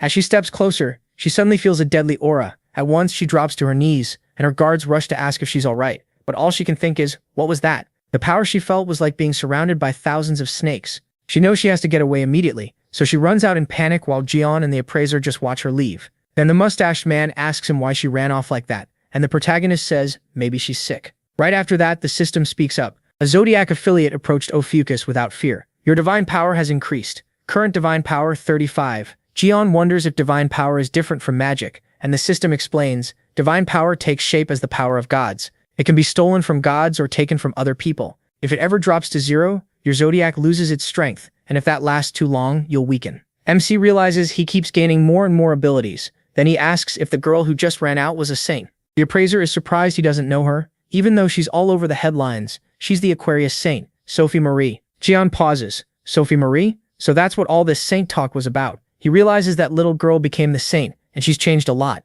He's not shocked he didn't recognize her. She already looked fine before, but even if plastic surgery made her prettier, her rotten heart stayed the same. If he had to sort the things he hates into fish, bones, worms, and trash, Sophie would definitely be a worm. To him, she barely even counts as human. She values skincare more than human lives. Then the mustache man says he doesn't understand why people call her the peak of compassion and selflessness when she's really cruel and selfish. Gigi notices that means he knows a little about her. Outside, the saint tells one of her bodyguards to go back to the pawn shop and find out who that man was. The guard agrees, then asks what they should do about the appraiser. She cuts her off and says she changed her mind. Kill all of them. Guys, this saint is ruthless. So yeah, any ship with Jian is already dead. She thinks the Virgo saint likes that appraiser too much, and now they still need to sell their items. Being dragged into this mess ruined her mood and made her feel humiliated. Worse, that man brought back her trauma. To her, both of them are just rude idiots. She even offers her divine relic and says she'll lend out the power of the gods, but Sophie's aide hesitates. Using that kind of power in a neutral district is dangerous. Sophie cuts her off and asks if she's refusing an order. Then the story moves to the relic shopping district in the central zone. Walking through the area is Hugo's red-haired son, casually drinking juice and minding his own business. Then he suddenly stops. What is this? Why is there water on the ground when it isn't even raining? The water feels weak, but it still carries magic. Then he realizes something is wrong. A hand starts rising out of the water, and a clone made of water begins taking his shape. He's completely stunned, trying to understand what's happening. Looking around, he sees other people panicking as more water doubles appear. Above them, the saint watches the whole thing and calls it mirror duplicate. These copies are only ranker-level Templars, but even weak ants can bring down an elephant if enough of them attack together. Someone shouts at the guard asking why she's using a combat skill in a neutral zone. He tells her to cancel it right away. She brushes him off. This came straight from the saint. According to her, it's the will of the gods. She activates a relic and a huge light fills the area as Sung-jae tries to stop her, but he's too late. She unleashes the water chalice called Oblivion. Water spheres begin surrounding everyone, while even more clones appear behind her. Satisfied, she says she'll handle the man inside the appraiser's building herself. The others are ordered to capture every relic appraiser, and the water clones rush off. Sung-jae realizes he has to get out fast. If he stays, he'll lose consciousness no matter what. The scene cuts back to Jian. He quietly watches water drip down from the roof, and the mustached appraiser says something bad must be happening outside. A wave of water magic suddenly wraps around him, and someone appears right behind Jian. She warns him not to move. It's nothing personal, but the saint is upset with him, so he'd better stay still. If he wants to avoid bloodshed, he should cooperate. The saint ordered both men killed, but if he apologizes for disrespecting her and buys their relic for a high price, she might go easy on him. Meanwhile, the mustached man is trapped inside a water bubble, but then he sees something that leaves him shocked. Jian grabs her dagger and snaps it like it's nothing. He tells Jin Young to make them pay for the damage. The woman just stares, unable to process what happened, while the appraiser thinks in disbelief. That dagger was a gift from Aquarius. How did Jian break it so easily? She yells that she told him not to move, then summons a water dragon that rushes straight at him. He destroys it instantly. Then he smirks and asks if she has more. That was fun. She can't believe it. He wiped out her ranker level clone with one move. Now she finally understands how the saint felt. This man is dangerous, and if she leaves him alone, he'll become a problem for Sophie. So she throws everything she has at him. She says this power was made from the saint's purest magic. Then she summons orange rank water wolves and a whole pack forms in front of her. Jian just watches and says she's really trying. Then he reminds Jin Young that he was told to take whatever he liked, so he decides he's taking these two. In the next second, he vanishes from the appraiser's sight and rushes through the woman and the wolves at high speed, cutting them apart in an instant. He's impressed by the dagger, saying it slices through them like butter. The material must be above ranker level. He only came to appraise his items, but ended up finding something much better. After destroying all the wolves, the system announces that he received data from a mirror duplicate fragment. Message after message appears in front of Jian, and he just calls it beautiful. The woman can only stare in disbelief. Every summon from the saint was crushed with ease. There's no way. This can't be the end, right? She realizes he's far above her level. If she attacks again, she'll definitely lose. So she turns around and runs. Jian just smiles at her retreat, and even the mustached appraiser is left amazed. Right then, the red-haired boy rushes in, asking if the protagonist is okay and saying he was just attacked too. But when he sees all the defeated wolves, he can't figure out what happened there. Then he notices the magic and realizes those were the saint's summons. Jian says if she keeps sending things like this, she's basically asking him to use them as materials. Still, he tells Sung-jae they need to leave before the next attack comes, but the mustache man stops them for a moment. He says that 20 years ago he followed MC everywhere and studied his creations. He clearly remembers how Jian used to collect materials from enemies after battles. That wild fighting style and that demonic presence. Could this really be him? The protagonist simply raises a finger telling him to stay quiet, and the old man gets the message at once. Then MC walks away saying he'll come back for those materials, so keep them safe. He has questions too. The appraiser thanks him and asks him to come again, then watches Jian leave in style. Next he talks with Sung-jae, who asks why the saint is targeting him. Did the protagonist do something to make her his enemy? MC tells him to wait. He's about to show him something fun. The scene shifts and now they're inside a snack shop. There are cupcakes, cakes, and sweets everywhere, while Jian happily stuffs himself with food. He asks Sung-jae if the ice cream is good and tells him to eat as much as he wants. Sung-jae agrees but points out that this place is expensive. Then he remembers that when the woman ran away, she dropped one of her items on the floor.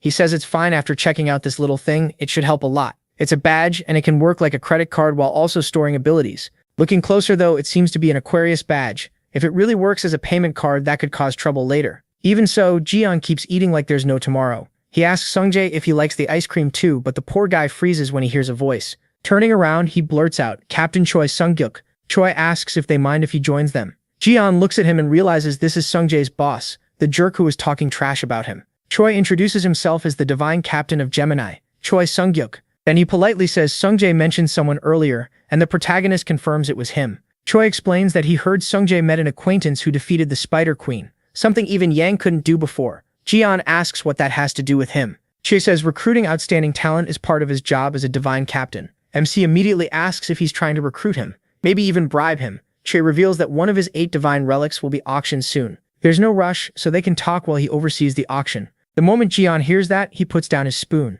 They're auctioning off his stuff? Then there's no time to waste. He says he's going too and asks where the auction house is. Sung-jae gently tells him to wipe the ice cream off his mouth first. Choi smiles, reaches out to Jian and says that since this is one of the protagonist's famous relics, it will be auctioned in a proper place. The biggest auction house in the world, floating 16,000 feet in the sky. Its name is Drachma, the city fortress. It's a massive zone surrounded by floating islands, centered around a giant tower. Then the scene changes to the saint, shaking in fear in her chair while someone nearby speaks up.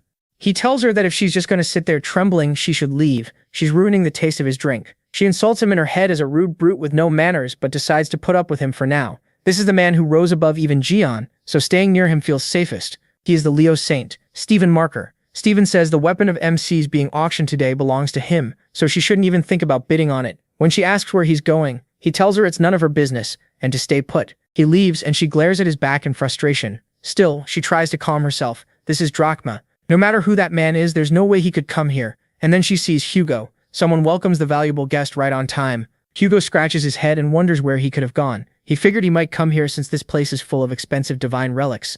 At that exact moment, the saint appears behind him with a creepy smile. She looks straight out of a horror movie and greets him like an old friend, asking how he's been. She calls out to Hugo Otters, and he recognizes her, Sophie. Hugo says it's been hard to see her lately and jokes that even she couldn't beat time forever. She used to be one of the prettiest saints, but now she's changed a lot. Or maybe it's because, unlike us, you barely have any disciples. Hugo just stands there, then snaps at her to get lost. He wants nothing to do with her. She mocks him, asking if he's going to ignore her and run off again. If he does, she warns he might lose his children too, just like he lost his wife. Hugo's expression turns cold, but she keeps talking. She says his wife still isn't dead, right? But that could change at any moment. What can he even do while his family falls apart? All because their leader is useless. That's when Hugo finally snaps. A huge blast erupts, and he glares straight at her. He warns her again to leave, but she stays calm like nothing happened. She tells him to settle down and she blocks Hugo's attack with one hand. She reminds him he of all people should know what it means to be a demi-saint. Then water magic starts forming around her when someone suddenly yells, "Hey, you pest!"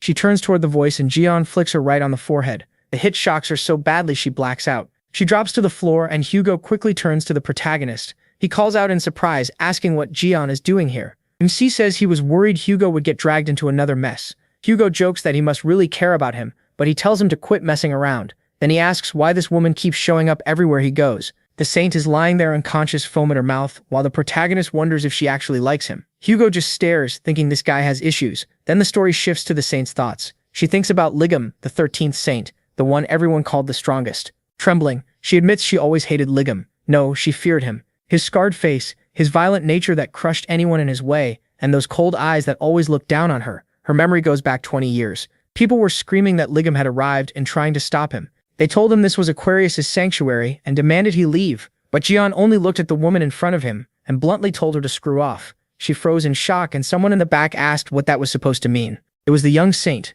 demanding to know how he dared invade this place and telling him to leave. Jian shocks her just to check if her heart is working, then grabs her by the arm. He says everything's gone to hell lately, and people keep calling them useless, so she needs to come with him now. She refuses right away, saying she has no intention of helping anyone. MC gives her a hard look, but she keeps complaining that he smells like sweat, and she still has to put on makeup for an interview. Then she tells him to let go, whining that his gross hand is squeezing too hard. That's where Jian loses patience. He slaps her across the face, and they keep arguing inside. In the end, she says she got dragged there to treat the wounded until she passed out. She calls Jian rude and irrational, and says she truly hates him. When she finally opens her eyes, he is there, calm as ever, telling her she talks too much in her sleep. She's even drooling, which only makes the moment more embarrassing. She stares at him, and after a tense pause, she suddenly screams, asking what he's doing there. She demands he let her go and asks how he dares treat a saint like this. Jian thinks she hasn't changed at all in 20 years, still saying the same stupid stuff. Meanwhile, she tells herself things aren't like they were 20 years ago.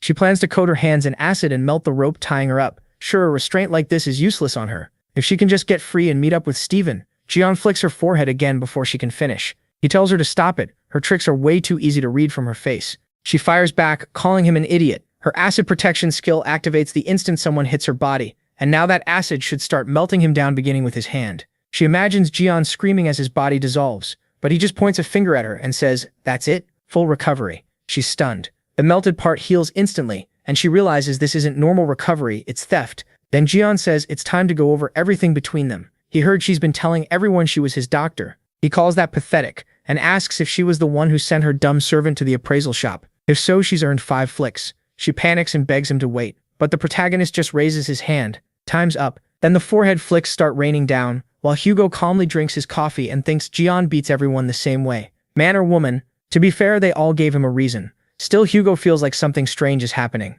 It's almost like MC's divine status is rising with every hit. System messages begin popping up. They say his divine status is charging 40 so far. It also notes that he landed a heavy blow on the Saint of Aquarius and obtained a special item, Saint rank data. After a while, Jian finally stops. The Saint is completely wrecked, and the system speaks again. Her divine status has been unlocked. Current divine status, -50. Required charge. Jian cuts in, confused. Divine status? What is that? He asks for an explanation, and the system says divine status is a god's power source, used to bring out and maintain a deity's strength.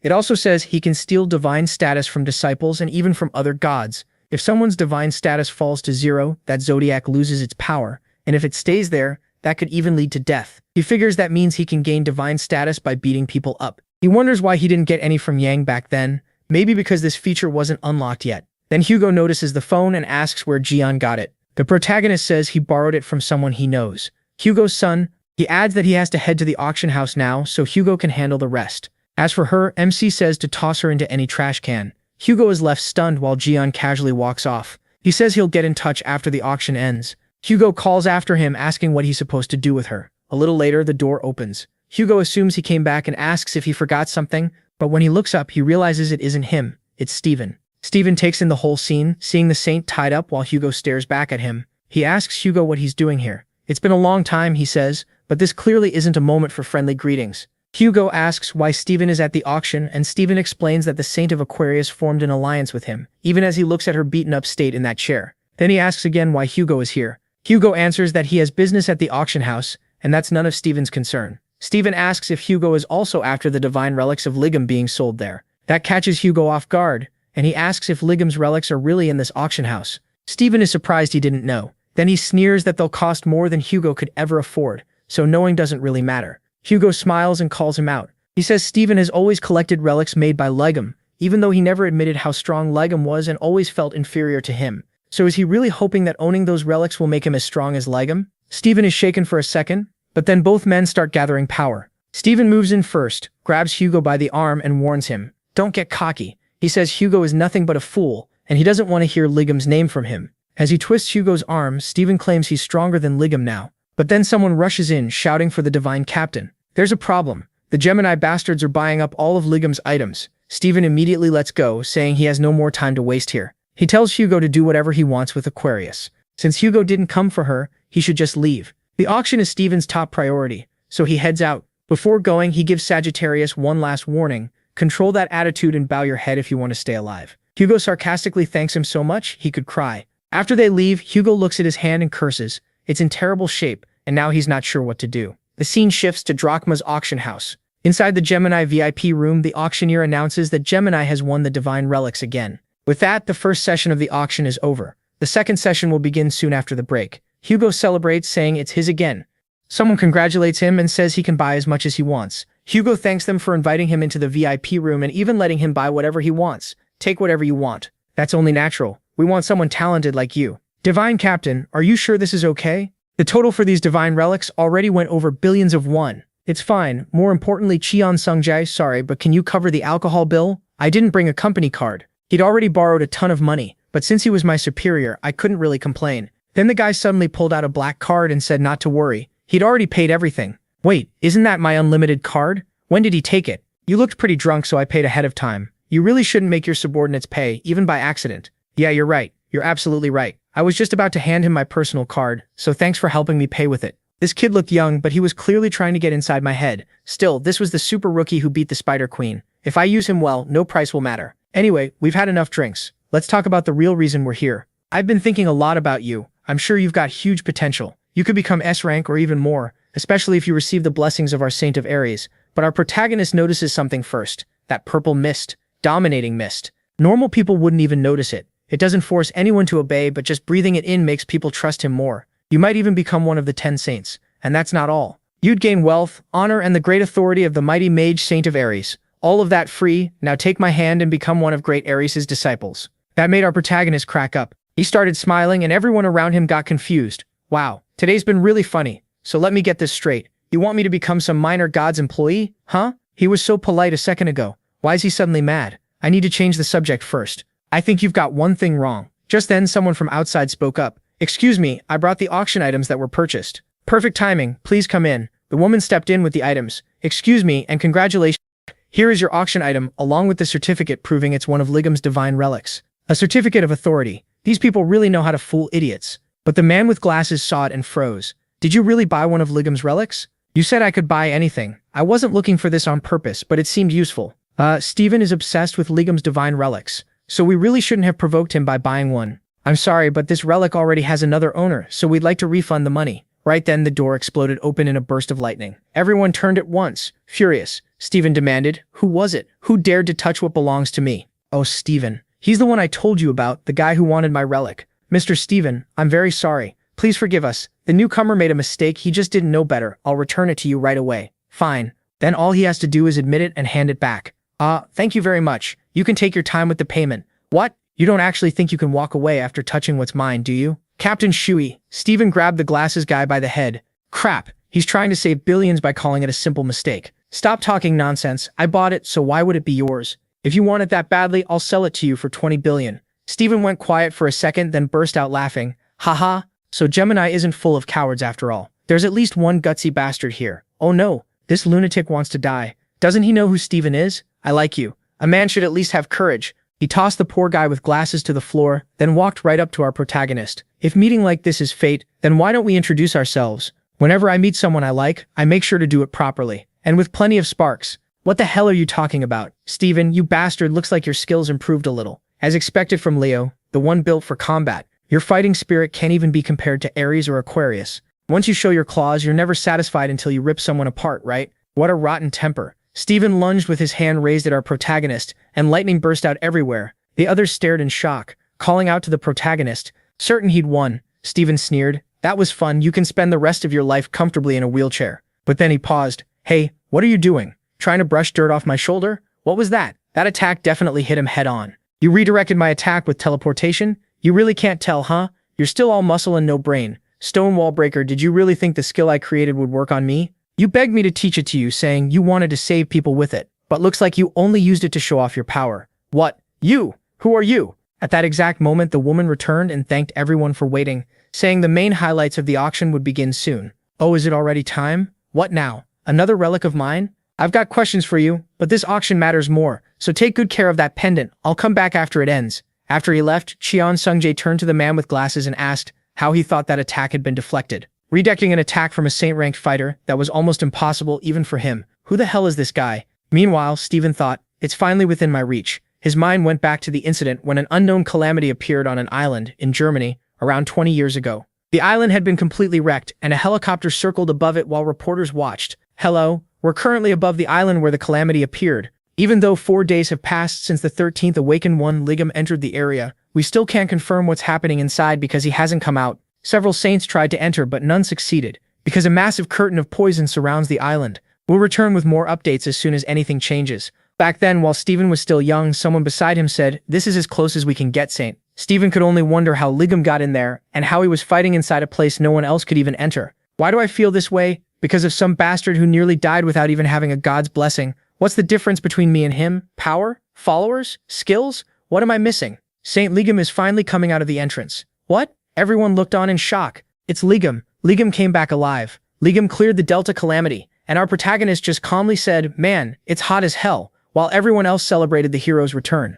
Saint, it looks like Ligam stole all the glory again. That's fine, I understand now. Saint, where are you going? Prepare to withdraw. You're not taking your weapon? I don't need it. You can keep it. I found something even better. This is what I was missing. Compared to Ligam, this is a divine weapon. Then the story returns to the auction, where the announcer says, "Now we present one of Ligam's 8 great relics. We will reveal the strongest relic ever used in Berlin Wolf," and everyone stared in shock. Just as I thought. That's it. I finally get to see it again. Ligam's relic, one more time. The thing that will make me stronger. It was the strongest bone club, also known as the Great Bone. My god, I can't believe I'm seeing this. I'd only read about it in history books. This is the greatest divine artifact, both in historical value and practical use. So who will become the owner of the Great Bone? The room exploded as everyone shouted and tried to buy it. Our protagonist thought, yeah, I really did use that before. But hey, Cheon Sungjae, that thing is Cheon Sungjae was too shocked to listen. Not now, I'm busy. Later. Captain of the Sanctuary, do something. I'll contact headquarters, we can't let this get taken away like this. Our protagonist got annoyed that they were ignoring him. Now we'll begin the bidding for this item. The starting price is $1 million. 5 million, 10 million, 30 million, 50 million. Then a flood of system messages popped up in front of the protagonist. His fame kept rising. Huh? What's going on? System, calm down. My god, why are people throwing around so much money for that thing? And besides, isn't it obvious it's a legendary weapon made by Legum himself? Legum got even more irritated as the explanation continued. You might not know this, but there's a reason people act like this. Accessories, charms, tools, magic weapons, every divine relic he made is considered the best of the best. Anyone interested in divine relics will do anything to get their hands on one, especially the Saint of Leo, Stephen Marker Markin. He's a serious case. He's been collecting Legum's relics all over the world. He's overwhelmingly powerful for a saint, so people are afraid to challenge him when it comes to Legum's relics. It's a shame the relics ended up filling only part of his collection. I need to calm down, all the profit is going into the government-managed bank account anyway. Then our protagonist paused. Wait, the profit goes to my bank account? So no matter who buys it, that's great. Fine, whoever wants it can go ahead and buy it. And the bidding kept going. Stephen Marker suddenly shouts, 1 billion. I'll pay 1 billion, he says, and the whole place freezes. He starts walking forward and snaps. Didn't you hear me? I'm buying this relic for $1 billion. If that's not enough, I can make it 10 billion. The announcer stares for a second, then repeats 1 billion, an overwhelming bid of 1 billion. Everyone else is basically done right there. No one can match that kind of money. Even Sungjae and the man with glasses look crushed. Do something, but there's nothing they can do. Meanwhile, Jian just watches the whole thing like it's a show. Then the announcer calls out, sold. The Great Bone has been sold for an unbelievable $1 billion. After that, the scene cuts to some cleaners talking nearby. One of them says, did you hear? They said it sold for $1 billion. Yeah, that's not the kind of money anyone can just throw around. People like us can't even dream of numbers like that. Honestly, I just hope someone shows up and wrecks that guy. But then something catches their attention, and when they look up, a massive ice dragon is right in front of them. The man instantly takes it back. Back at the auction, Stephen is celebrating with his prize in hand. But honestly, to Jian, that legendary relic still just looks like a normal bone. Stephen can barely contain himself. I got it. I really got it. The people around him cheer and congratulate him, calling him the greatest. Then a huge explosion erupts right in front of him. As Stephen wonders what's going on, that giant ice dragon appears. Panic breaks out at once. People start screaming that a calamity has appeared, and the creature says only one thing. I found Legum's relic. Its eyes lock onto Stephen, and it lets out a deafening roar. Then it charges straight at him at full speed. Stephen just grins and starts calling up his lightning power. He swings hard and sends the dragon flying. The impact wrecks everything in its path. Laughing, Stephen says this is the first time he's ever felt thankful for a calamity, because thanks to it, he gets to test this divine artifact right away. He stands there full of confidence, throwing around lightning while gripping the bone. Still, something feels off about it. Then the damage from that attack becomes clear. Someone realizes this is bad. The teleport zone's magic tower is collapsing because Stephen blasted the dragon into it. Everyone is horrified. If all that debris hits the ground, the floating island could fall. Someone quickly orders the disciples to combine their strength and block it. Others jump in too, saying they'll help. So everyone starts gathering their power, pouring out mana until it forms into a huge sphere they launch upward. They fire it into the sky with a shout, and the blast slams into the tower, stopping it from crashing onto the crowd. But people immediately realize it still won't be enough. The structure is too huge to destroy in time. Panic spreads again as people yell for everyone to run. Then someone calls out, Apollo's Fury. A giant whirl of flame sweeps over the area and stops the debris from falling on the people below. In an instant, the wreckage turns to ash. Everyone recognizes that skill. It's Hugo the Sagittarius Saint. Hugo appears with his bow in hand. Annoyed, he mutters that idiot lion really needs to learn how to control his strength, because that was dangerous.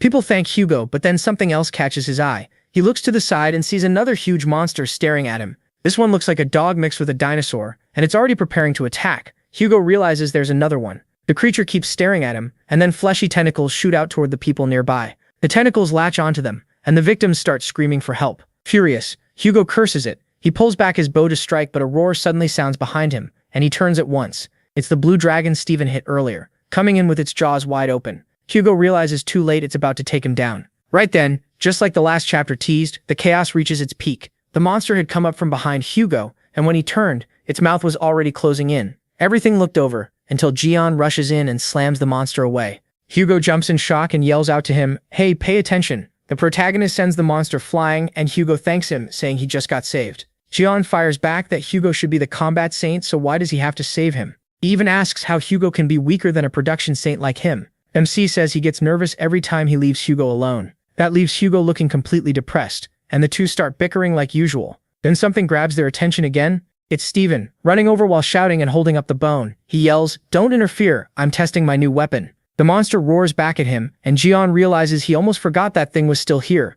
Then from above, Steven starts building up lightning again, shouting that no one should ruin the stage prepared for him in the Great Bone. But Jian notices something strange while the monster keeps growling at him. Steven then unleashes his sovereign skill, Battlefield of the Victors. A massive shield of lightning forms around the area. Smirking, he tells them to watch closely. Inside this unbreakable thunderstorm, he says that before he was unprepared and had to fight back using only magic, but now they'll see the true power of the Great Bone. The crowd starts praising Steven, calling him the strongest saint and saying not even Ligum could stand against him. All fired up, Steven drags that giant bone forward. Jian still isn't buying it. Steven declares that the monster should prepare for his fury, then brings the bone down on its head. The monster doesn't move. Steven just stares at it. Everyone else is confused too. Steven slowly steps back, still watching the monster as it stares right back. He scratches his head, and the monster somehow looks just as confused. Then Steven gets mad, winds up again, and starts hammering it with hit after hit. The monster finally loses patience and punches him in the face, sending him flying. As he tumbles back, Steven can't understand it.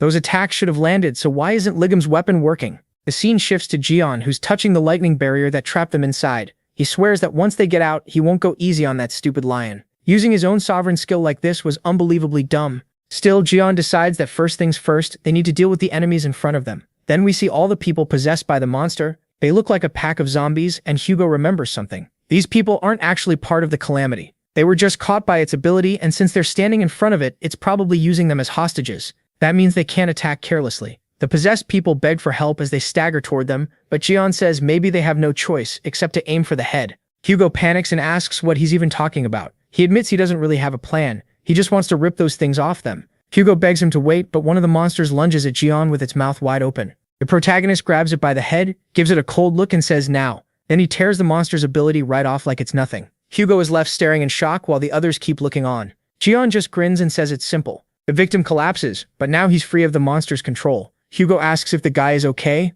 MC says he probably is. He's just unconscious. Hugo still can't believe what he saw and asks how Jian did that. He says it was just brute force. Hugo answers that he can't do that because he's not absurdly strong like him. The protagonist shrugs and says he'll take care of all of them anyway. He adds that he never expected much from a weakling like Hugo. That only makes Hugo even madder. Still, Hugo says they can't just charge in blindly, so he'll cover MC. The two start powering up. Hugo with flames, Jian with black lightning. He asks Ifuro if he still remembers how to do this. Ifuro answers with a confident smile. The protagonist tells him to keep up. Hugo summons his firebow and Jian says instead of standing around, they should finish this now. The monster and the possessed people all turn toward MC. He gets ready and bursts forward at high speed, striking right through the middle of them. His lightning spreads out, hitting every possessed person and destroying the monster's control over them. The creature stares at Jian in shock, then fires a bunch of slime shots at him. He dodges them all with ease, but then notices the monster wasn't just aiming at him, it was targeting the civilians he had just saved. As they start waking up, the monster tries to possess them again.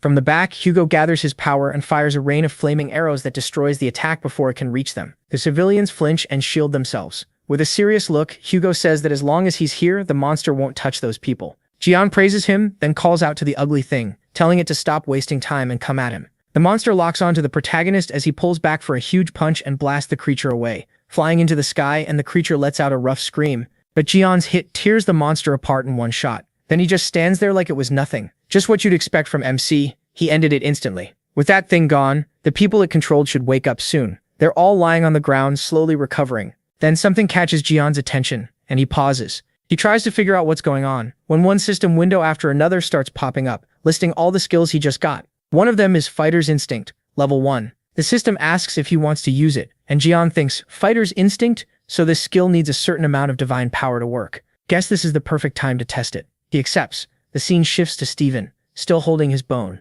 He curses under his breath, wondering how things got this bad. Why isn't the Great Bone working? Is he really unable to use its true power, or is he actually weaker than that monster? As he stares at the giant creature, people panic, saying Steven is getting cornered. Then they notice something else. Jian's energy starts spreading through the whole area, and with his bare hands he rips open the skill Steven had used. Steven can't believe it. His sovereign skill was broken. Feeling real danger now, the monster decides it needs to grab the divine relic first, then kill Jian. The moment it lunges in to bite him, he snaps, "Shut up." Then he slams it down, sending it crashing so hard everyone has to brace against the shockwave. Steven gets thrown back while Jian just stands there calmly, one hand in his pocket. The monster is smashed into the ground, and it can't understand how a human could be this strong. It even asks if the protagonist is really human. Jian fires back. "What the hell are you talking about, idiot?" Then he stomps down again and wrecks everything around him.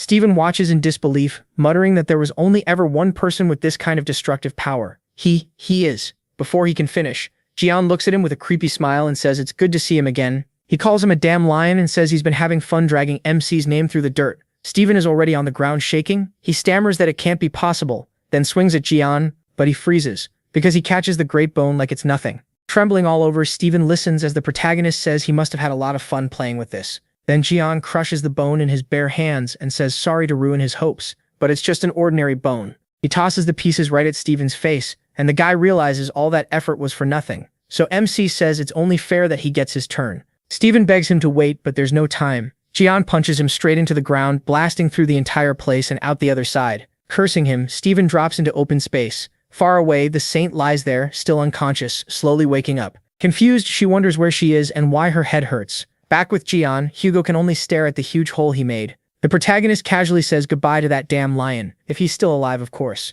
Hugo asks why he threw him from that high up. Jian shrugs. With a body that tough, he'll probably survive somehow. Maybe. Hugo asks if the captured people are okay, and MC points out that they clearly are. Everyone is celebrating because they survived the calamity. Then he snaps his fingers and calls over Piggy, the former Pichu, who's now one of his pets. He tells Piggy to go collect anything valuable. Hugo sighs. Jian is still as greedy as ever. The pet starts sucking up treasures while the two talk like nothing happened. Hugo asks about the person who lent the protagonist a phone. MC says he thinks the guy's name was Sung Jae. That answer hits Hugo hard. Jian adds that it was probably Sung Jae, someone tied to Gemini, and still young too, but the kid seemed really sharp, so he thinks he's worth keeping close. Hugo starts shaking because the protagonist is talking about the very son he never wanted near him. In his head, he's screaming that Sung Jae really went and got involved with this walking disaster. He tries to remember the boy's face, thinking about how careful he'd been to keep Jian away from his kids. Those two absolutely idolize MC, and if they learn he's alive, his family is doomed. He mentions Sung Jae was with a Gemini bishop who can use teleportation magic, so if he calls them, they'll probably all show up at once. That makes Hugo panic, and he quickly says they need to leave right now. Jian asks why, so Hugo tries to make up an excuse, saying the protagonist must be tired and shouldn't bother with Gemini. MC pauses at that. Then he remembers all the trouble he caused with Sung Jae before and admits Hugo might be right. Maybe they really don't like him. Sorry, Sung Jae. Hugo keeps trying to brush it off and steer Jian away from Gemini, but right then someone calls out, "Dad." Hugo turns at once. That voice, and then comes the question. Are they talking about Jian? At that moment, Sung Jae appears behind them, leaving Hugo stunned. Hugo blurts out Sung Jae's name, shocked that he's already here. Sung Jae tells his father to tell the truth, while Hugo fumbles for words. But before they can sort it out, the monster starts mumbling Jian's name and fires off another wave of slime attacks. They head straight for him, but just before they hit, Lime appears out of nowhere and sucks up the entire monster until nothing is left. The system announces, Divine Relic, Omnipresent Mud Dumpling. Poison resistance acquired. The skill range of body of 100 poisons has expanded. When creating a divine artifact, poison resistance will now be added as a basic effect. Jian just stares at Lime eating the monster, then suddenly starts yelling in anger. He can't believe the glutton tried to eat trash like that off the ground. Telling it to spit it out right now, he grabs poor Lime and starts shaking it, while Hugo watches and thinks, that thing came out of the bone calamity. This could have turned really dangerous. Sung Jae asks if that slime could be the one from the stories, and Hugo realizes he's right. He saw it in a book. It was Jian's artifact, the amazing skill the protagonist showed earlier, that raw magical power, the one person his shut-in father was friends with, and now that slime Jian is holding. Sung Jae starts wondering if this really is MC, getting more emotional by the second. Meanwhile, Hugo just keeps taking mental arrows, looking totally crushed, while Sung Jae's eyes shine with excitement. He's still annoyed, keeps tugging on Lime. Then the scene shifts to the United States, at the Lion Temple headquarters. Inside a meeting room with Lion's top executives, everyone is arguing because they still haven't found the Lion Saint. Since Gemini is famous for tracking people, someone says they should pay whatever it takes to make them find him. This is Oliver, Lion's bishop, the same man who was staring down Dioclus a few episodes back. Someone asks if Gemini would even help after the mess he caused before. Oliver grumbles that he was only trying to look cool since it was his first big appearance. The discussion keeps going, until one of them cautiously asks if the one who beat their leader could really have been Jian. Oliver brushes it off, saying that even if it was the protagonist, he was beaten once before. Besides, among all the saints, theirs is the strongest. Then suddenly, a phone starts ringing in the background with a song mocking the lions and praising Jian instead. The whole room goes silent and stares. She awkwardly apologizes, saying she forgot to put her phone on silent. The one speaking is Yoram, Lion's vice-castellan, and one of its cardinals. A man snaps at her in disbelief, asking what she thinks she's doing when they're in a meeting to find their saint. Yoram casually asks why they should even look for that bastard. Everyone is stunned, and she quickly says, fine, why should they look for him anyway? The guy's tough, He'll survive somehow. Now everyone is wondering if that really was a slip, while another executive complains angrily. But Yerin checks her phone and reads the message. Nona, we've got a new uncle now. He's super cool, so come home fast. The legends were true. For context, Nona is basically like calling an older sister sis. The angry executive keeps shouting, asking if she's even listening. But Yerin is stuck on one thing. An uncle? What does that mean? So she announces she's leaving and tells them to decide the rest on their own. Then she turns around and walks out, leaving everyone staring. The man with glasses is left fuming, yelling after her. Then the story moves to the Aquarius dorm, where Sophie and Marty live. A crowd keeps begging, asking the Saint to say something. They want answers about the Drachma incident, Ligam's part in it, and who was taken there. They also demand the truth about what happened 20 years ago, but her guards step in and shut it down. They say the Saint needs rest today. Any answers will come later, through an official channel, so everyone needs to leave. Upstairs, Sophie watches all this with suspicion. With a face mask on, she fumes over Ligam. She can't believe he stirred up this much chaos. Her mind goes back to the disaster in Drachma. People were panicking and yelling for space. Rumors spread that the Saint had been kidnapped and then released by bold criminals. Wrapped up and looking miserable, she stayed silent. Then the necklace Ligam put on her starts glowing green. Everyone panics thinking it's an attack, but then they realize it's some kind of message. A hologram appears. Who killed me, Ligam? Tell everyone the truth about 20 years ago. Sophie panics, not knowing what to do. If she tells the truth, the other Saints will come after her. If she stays quiet, Li Jian definitely won't let it go either. She's furious that he did this to her while she was passed out. Worse, she can't even take the necklace off. Screaming in frustration, she swears he'll pay for this. In her mind, all of it is Li Jian's fault. Meanwhile, far away, our guy's completely relaxed. With Kafrino stretching out on his legs, he takes it easy. He casually says maybe he should do some farming today. Then we cut to someone watching the news. The reporter says Sophie Marty still hasn't come out of her sacred dorm, and she hasn't made any statement at all. Out of everything that happened after Drachma, this may end up causing the biggest fallout. But Li Jian thinks that still won't be enough. Then the scene shifts to Hugo's house, the Saint of Sagittarius. A shot lands right in the center. 10 points. The one who fired it was Hugo. Using his new bow, he waits for Li Jian's opinion. Asked what he thinks, Hugo says it's perfect. To him it's way better than the one that old goat made before. Li the 1100th instantly gets annoyed by the comparison. Then he destroys the arrow that just hit the target. Smirking, he calls that a real 10 points. Hugo stares and asks if he really had to shoot like that. Even blindfolded, Li Jian hit Hugo's arrow exactly. He says shooting arrows is fun too. Hugo complains that he did it on purpose and didn't need to aim at his shot. He laughs and admits he only did it to mess with Tyson. Just then, someone walks up beside him. It's Sung Jae, warmly offering Li Jian water and a towel, asking him to help himself. The protagonist thanks him. The two sit there peacefully, while Sung Jae looks after him. Behind them, Hugo burns with jealousy. So he asks Sung Jae if he brought water for his dad too. Sung Jae tells him it's in the fridge and he can get it himself. Li Jian can only grin at that. While Hugo sulks, MC starts thinking. After what happened in Drachma, his stats went up, so maybe it's time to invest them. The system announces that Ophiuchus' sacred domain, the Serpent Palace, has been created.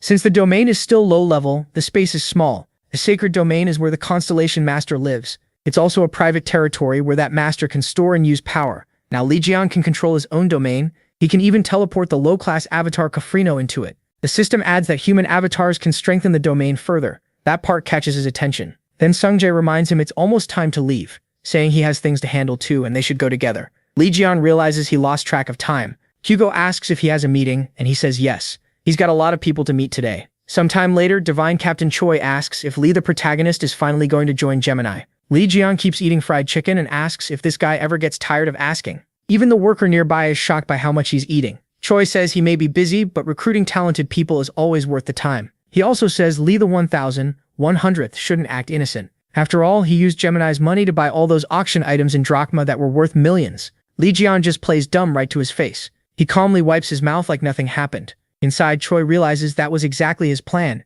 and curses him for it. At first, he thought Li the protagonist was just annoying, but now he's starting to like this. Li Jian, meanwhile, remembers the saints he's already gotten revenge on. Next on his list is that purple witch. Then he agrees to join Gemini. Choi quickly says they should set an official date. But Li the 1100th has one condition. He wants the badge Choi is wearing. The others get angry right away, saying the saint herself gave that to him. Li Jian tells them to stay out of it. The adults are talking. He points out that the badge is needed to use Gemini's privileges. They can promise support later if they want, but he only trusts promises when he's holding something real. Surely they can invest at least that much in someone talented. Choi doesn't know how to answer, and the others keep telling him not to accept. Li Jian tells them to decide fast, since he has another meeting after this. Then he checks his chat with Sung Jae. The scene switches to Sung Jae reading the message he just sent. The protagonist says he'll be a little late, and Sungjae answers that he can take all the time he needs. The protagonist says okay. While calmly using his phone, Sungjae thinks to himself that Nona will be shocked when she finds out Lee Jian is his uncle. He's excited to see her reaction for the first time in ages.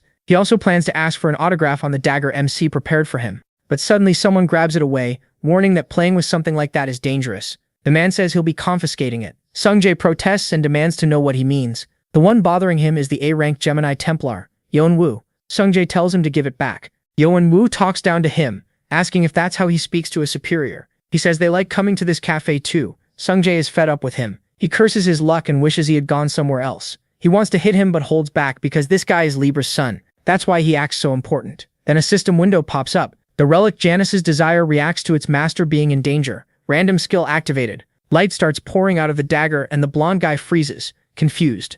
Then Lee Jian's head suddenly appears right in front of him and slams straight into his face. Everyone with him is left staring in shock, not understanding what they're seeing. The dagger has literally summoned Lee Jian into midair. The blonde guy crashes to the floor while Sungjae lights up, happy that he finally arrived. Lee, the protagonist, looks around in confusion and asks if that's really Sungjae and what he's doing here. Meanwhile, the other guy cries about his nose. Sungjae asks how he knew to show up right then. Lee Jian says he was just eating fried chicken at a restaurant when the one-time summoning skill he put in the dagger must have activated. That tells him enough, and he looks down at the blonde guy. So these punks threaten Sungjae. He asks how they dared mess with his nephew. The others are shaken, wondering if Sungjae ever mentioned having some gangster uncle. None of them remember that, but they all agree this guy is terrifying. Lee Jian steps in, ready to show them what happens when someone touches one of his own. They all panic, and then the story jumps back to the restaurant, before Lee the 1100th got summoned. Bear Choi had already accepted his deal. Even while thinking this was a bad idea, he decided Lee Jian was worth spending millions on if it meant recruiting him.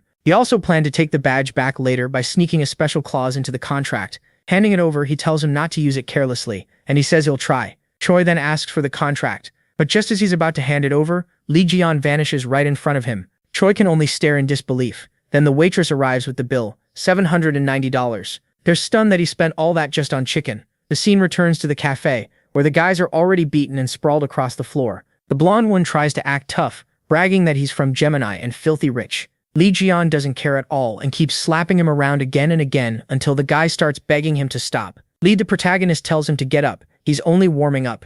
The guy panics because his magic defense isn't working. Furious, he snaps back, calling Lee Jian an arrogant worm, Bull of Phalaris. The monster calls out a giant summon behind him. MC just watches it without flinching. Everyone else panics and starts yelling for people to run. They know this place is about to turn into total chaos. Jian mocks him, saying this is what he gets for acting so tough. Then he sighs and calls the guy way too loud. He says he expected something amazing, but that power is useless, not even good enough to light charcoal. A system message pops up. He mastered the enemy's magic and got data from Bull of Phalaris, rank Ses. The blonde guy is stunned and asks how that's possible. Was Jian a mage? He answers no, he's a blacksmith. After that, more system messages start showing up, one after another. The last one asks if he wants to use the data as a skill. Jian says he'll show him how that skill is really supposed to be used. He calls out, "Burning manly Bull of Phalaris." A huge minotaur appears, and it tears through everything in its path. Sometime later, the blonde guy is smashed into a wall, completely wrecked. Jian warns him, if he messes with Cheon Sungjae again, he'll end up skewered.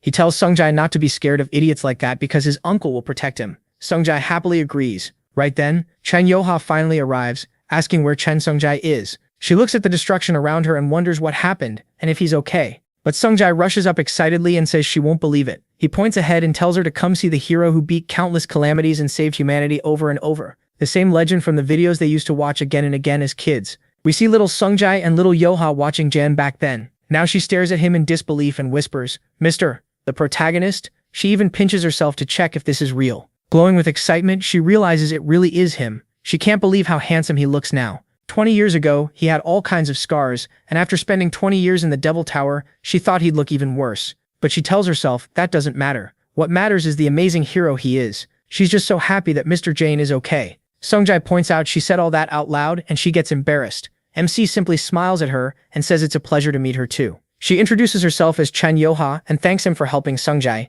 He tells her she doesn't need to be so formal. Since she's Hugo's daughter, she's basically his niece too. Those words hit her hard and she gets emotional. She apologizes for asking this right after meeting him, but she has a favor to ask. Chen Yoha tells her not to be shy, wondering if she wants an autograph. She starts asking if, when he has time, he could, but right then, a lava monster rises behind him with a roar. Chanyo reacts to the shout, confused about what kind of favor this even is, but then he realizes the roar came from the monster behind them. Yoha instantly cuts its head off, while Sungjai hides behind the protagonist. She tells MC to give her a moment. She'll ask properly after she deals with these calamities. Then she dashes off at full speed. Sungjai says she only got like this because of Jaeon, so he asks, "What did your sister just say? She wants to ask for my hand? What is that supposed to mean?" The scene shifts outside, where an announcement warns that multiple calamities have appeared, and this is not a drill. Everyone needs to evacuate to safety. Calamities fill the sky while giant worm-like monsters tear through the city. People run in panic, but one monster is already full of holes like Swiss cheese. The one who did it is Yoha with her spear. More calamities rush toward her, but she pushes herself harder, saying she needs to be faster. She keeps cutting them down one after another. She wants to finish this even quicker so she can go talk to her uncle. Even then, more calamities keep roaring overhead. Seeing the destruction spread, she gets annoyed that they won't stop appearing, and decides to wipe them all out at once. She starts spinning her spear as she charges straight at them. Yoha shouts for them not to interrupt her proposal. Then she hurls her spear and it destroys every calamity in its path. She declares the name of the move, Lotus Flash. The attack leaves massive destruction behind. From a distance, Chanyo watches it all and thinks he followed her because he was worried, but that clearly wasn't needed. Her combat sense is even better than Hugo's. When Yuhai notices Jian, she gets distracted, and at that moment, a calamity appears right behind her. Just before it can grab her, he steps in and saves both her and Xian Sungjai. Blushing hard, she says it's amazing that he even avoided her last attack. She says there really are impressive humans out there. Then a fierce monster woman appears holding a whip. She says Jian will become her special pet. She's riding a giant mutant turtle-like beast. She asks the protagonist why everyone these days keeps playing with fire. Jian says he wasn't looking for trouble, but he does need materials to make more relics, so he'll use this chance. She declares he'll be her #1 fuel source and a fun human to train. MC realizes who they are, the unusual race, and says he needs to stop them now. Then he asks Yuhai why she's so distracted. He points out she was about to fight them alone again. He tells her to leave this to him and protect the civilians with Sungjai. He trusts them because they're both strong, so they should leave these two enemies to him. Yuhai smiles and agrees. Sungjai then starts summoning his giant construct, while Yuhai readies her spear again. Jian tells them they should have a little fun. Just then the monster woman lunges at him with her whip, screaming for more. She wants him to suffer even more. Jian keeps one hand in his pocket as he dodges every strike. She finally catches him with the whip, but he stays completely calm while she celebrates, saying it'll be even more fun to train him now. She flings him into the air, then smashes him through several buildings before finally slamming him into the ground. But he just tears her whip apart and tells her she talks too much for someone this week. He asks if that's all she's got. The monster woman grins and says of course not. And then her turtle breathes a blast of fire at Jian. A huge explosion erupts. Meanwhile, Sungjai's giant summon shields people from the debris and tells them to evacuate quickly. Sungjai is proud that he managed to get everyone out. He tells Yuhai to evacuate the remaining civilians, and she agrees. But then she looks back at the explosion where Jian was. She knows he's strong, but he's fighting the illusion race, one of the most dangerous calamities, at least red class. Even the protagonist could have trouble with that, especially if he still has wounds or side effects from the Devil Tower. If that's true, she needs to help him. Sungjai reminds her, Jian told them to stay back, but she says she'll return soon and tells him to hide. The area is left completely wrecked by the attack, yet MC is still standing in the middle of it.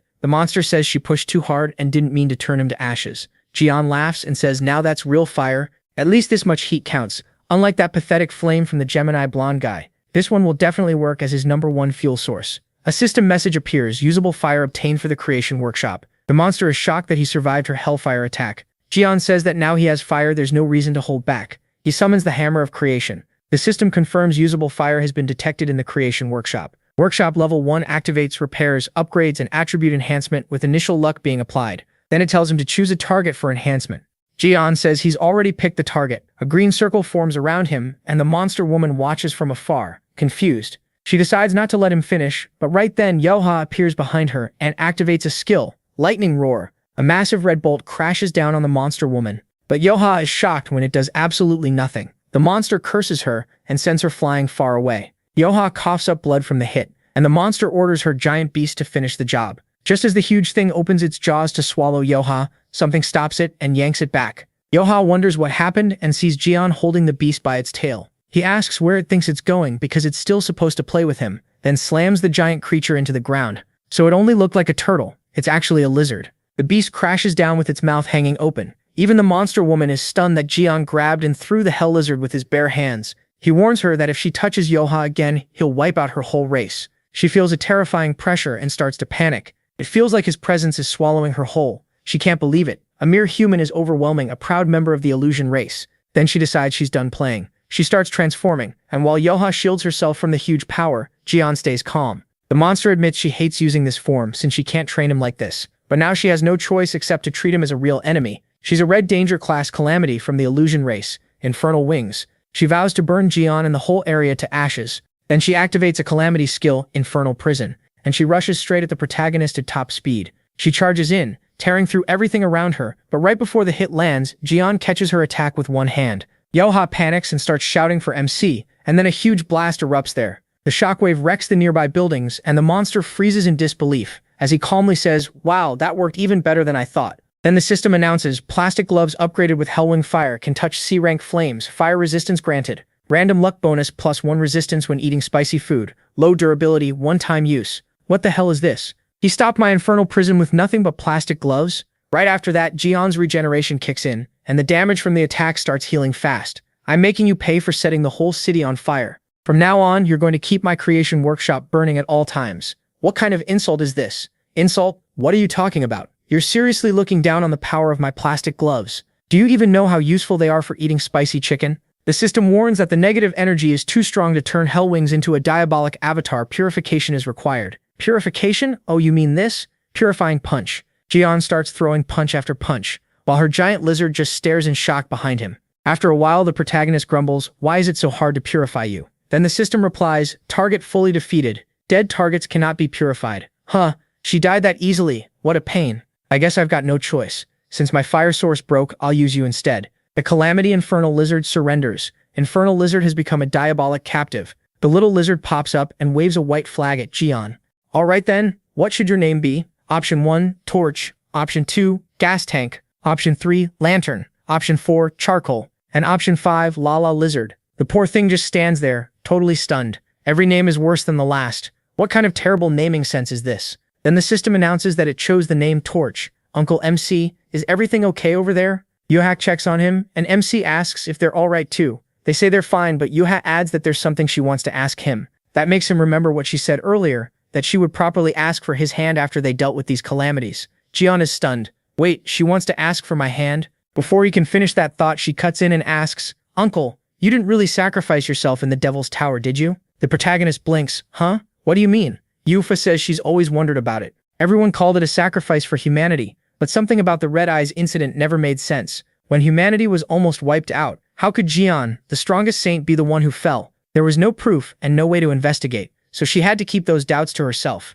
But after seeing how strong he still is today, she's sure of it now. Jian didn't sacrifice himself. He was trapped by someone else's evil plan. MC admits she's sharp, just like Tyson's daughter. He tells her that yes, that's exactly what happened. 20 years ago, he was betrayed inside the Devil's Tower and stabbed in the back by one of the 12 saints who went with him to defeat Red Eyes. What? That can't be. Yuhi can't understand it. Weren't the saints supposed to save the world with you, Uncle Jian? You were humanity's hope, so why would they do that? He says the reason was probably that he was simply better than all of them. After he defeated Red Eyes by himself, they likely tried to kill him for that very reason. With the leader of the Calamities gone, they could rule the world however they wanted. And the biggest thing standing in the way of their ambition was Jian himself. He says he can't be completely sure, but that's the only explanation that fits. Yusha was horrified. That means Jian was trapped in the tower all alone, while the other saints stole the honor and glory that should have been his for saving humanity. The protagonist thanks them, then tells them not to cry. He promises he'll make those people pay back 1,000,000 times over for everything they did. The others are left speechless, until Jian suddenly says, "Alright, let's see." He checks the news on his phone and finds a headline. Saint Sophie, Marty makes sudden visit to Korea. Press conference today at 7 p.m. That's the last thing on my schedule today. The scene shifts to the conference venue, where the saint is already there in a very fancy hall. Reporters crowd around, taking pictures and recording, all waiting to hear what she has to say, while two people whisper nearby. One wonders what could be important enough for her to call this press conference. The other guesses it's probably about the strange message that appeared on her necklace in drachma. Or maybe it has something to do with the recent rumors that Jian survived. Either way, they're sure she's about to reveal something huge. Sophie tries to keep up a graceful pose, but inside, she's panicking. Oh god, I'm dead. Should I just forget this press conference and run? But with that relic hanging around her neck, she has no idea what it might do to her. It could even be a bomb.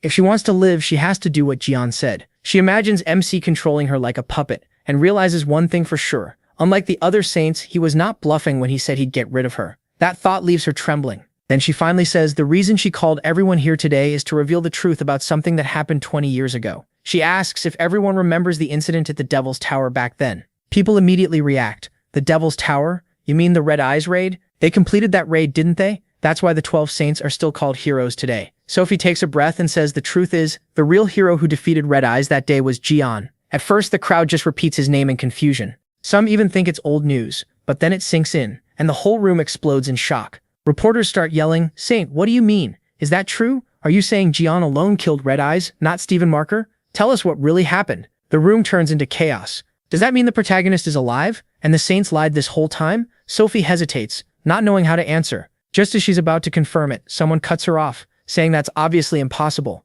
A sinister man appears behind her. She turns pale with fear. "You, Jean-Louis? It's cancer. Saint Jean-Louis Morin." He looks at her and mocks how pale she is. According to him, she clearly isn't in any condition to keep speaking. "Isn't that right, Sophie?" He keeps up the fake concern. "You really don't look well, Saints. Seems like this conference can't go on, Sophie." She tries to answer, but he snaps at her to shut up. He demands to know what she thinks she's saying, with the microphone still on, and reminds her to know her place. All she had to do, he says, was keep pretending to be a saint like she always had. So what exactly is she complaining about enough to pull something like this? If she doesn't want everyone to see him rip her mouth apart, she'd better stay quiet. Then he switches off her microphone and turns to the press. He apologizes to the reporters and claims that Sophie is being blackmailed into giving false testimony. Still, he says not to worry. He'll keep her safe. After apologizing again to the media, he announces that the conference is over. The reporters protest at once. "Over? What about Jian?" At that moment, dark power starts pouring out of him toward the crowd as he says MC died in the demonic tower 20 years ago.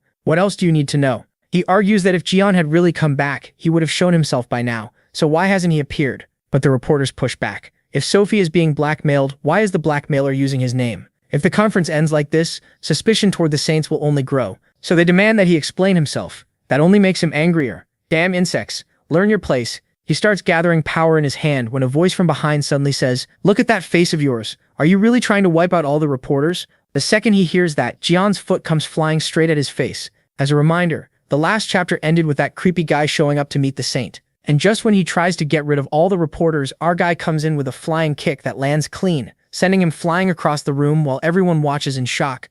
Sophie stares and cries out, "Oh my god, he's here." The man can barely process it. What the hell was that? Jian smirks. "It's been a while, hasn't it, you rotten crab? Your face is still as wrinkled as ever. Here's a little gift for you." Then he slams something right into him. The man stares. That's a tail?" The scene briefly cuts to Torch, Jian's new little mascot, now missing part of his tail. Then it jumps back to the protagonist, holding the poor lizard's tail as he says, "Hey rotten crab, who do you think you are, shutting down this conference?" People in the crowd start whispering, "Wait, isn't that the infernal lizard's tail?" But then the man appears behind MC and says the same thing himself. "Isn't that the infernal lizard's tail? I heard someone defeated it right after it appeared, so that was you." Jian clicks his tongue. "You've got to be kidding, just a clone?" He's surprised he figured out his division skill at a glance. Then he asks, "Who the hell are you?" He answers like it's obvious. "Me? Who do you think I am? My name is him." The whole room goes silent in shock when he says it. Everyone stares at him, and then one person suddenly laughs. That breaks the tension, and soon the whole crowd is laughing. He says he's Jian. What a joke. Another reporter mocks him, saying he's way too handsome to be the protagonist. So now they're all making fun of our guy. "Looks like you've got some skill, but you're also completely delusional. If you wanted to show off, you should have picked a better target." But Jian doesn't even let him finish. He swings the tail down hard and smashes the guy, sending him rolling across the floor while MC starts spinning the infernal lizard's tail in his hand. "Seriously, do all of you need a beating to get it? What are you all staring at? Come at me." He lunges at the reporters and they run for their lives, screaming for someone to get him out of there. Sophie thinks this is her chance to escape. But right then Jian appears behind her, and she freezes up. "Oh no, where do you think you're going, pest? You're going to finish your little speech. Tell them how you all escaped from Red Eye 20 years ago, and how you lived like kings after leaving me there to die. Go on, say it all." The guy snaps back, calling him a bastard. But before he can go on, the whole place starts shaking and the system warns them. A threatening energy from the darkest star is getting close. Black power starts covering the entire area, and Jian begins to break apart. Everyone stares in shock, not knowing what's happening. "My god, impossible. What have I done?" "It's not you, idiot. It's this whole mess. I can feel divine energy from a god." Then a huge dark figure appears behind Jane. It glares at Jian and says, "So you really are the real one. Good. I don't know how you survived the Devil's Tower, but now that you're back, it's time for your welcome party." As he says that, he releases a crushing power straight at Jian. Then the scene cuts to Hugo's house. He's making food and sighing in relief. Glad Sungjai, he and Yuha are finally gone so he can eat in peace. He turns on the TV hoping to find something good to watch. But then the reporter says she's live at Sophie Marquise's press conference, where everything has fallen into chaos. A man claiming to be Legum has barged in, and he's now in a fierce fight with the Sagittarius Saint. She even says he looks way too excited about it, while Jian keeps throwing hands. Hugo goes pale and blurts out, "Of course, what the hell is that idiot doing now?" Then we jump back to the fight. The Cancer Saint gathers black energy in his hands and fires off a huge attack, sending the crowd into a panic as they run. Jian dodges with ease and says, "Your attacks are weak. That's never going to work. Got you." The Saint spreads his attack wide, trying to trap the protagonist, but just before it lands, he's shocked to see Jian block the whole thing with his dagger. Not only that, he's upside down, holding himself with one hand. The crowd is so stunned they start clapping for MC. The guy keeps firing more dark attacks, but Jian slips past every one of them and lands right in front of him. "Alright, my turn." He rushes in at top speed while the other guy gathers power again and mocks him. "What, did you spend 20 years practicing flips?" Then he launches another dark blast at him, but he dodges again and laughs. "That's all you've got?" Then he slices the Cancer Saint in two. But something catches Jian off guard again, because the guy turns to Ash one more time. "Damn it, so you spent all these years training this trick.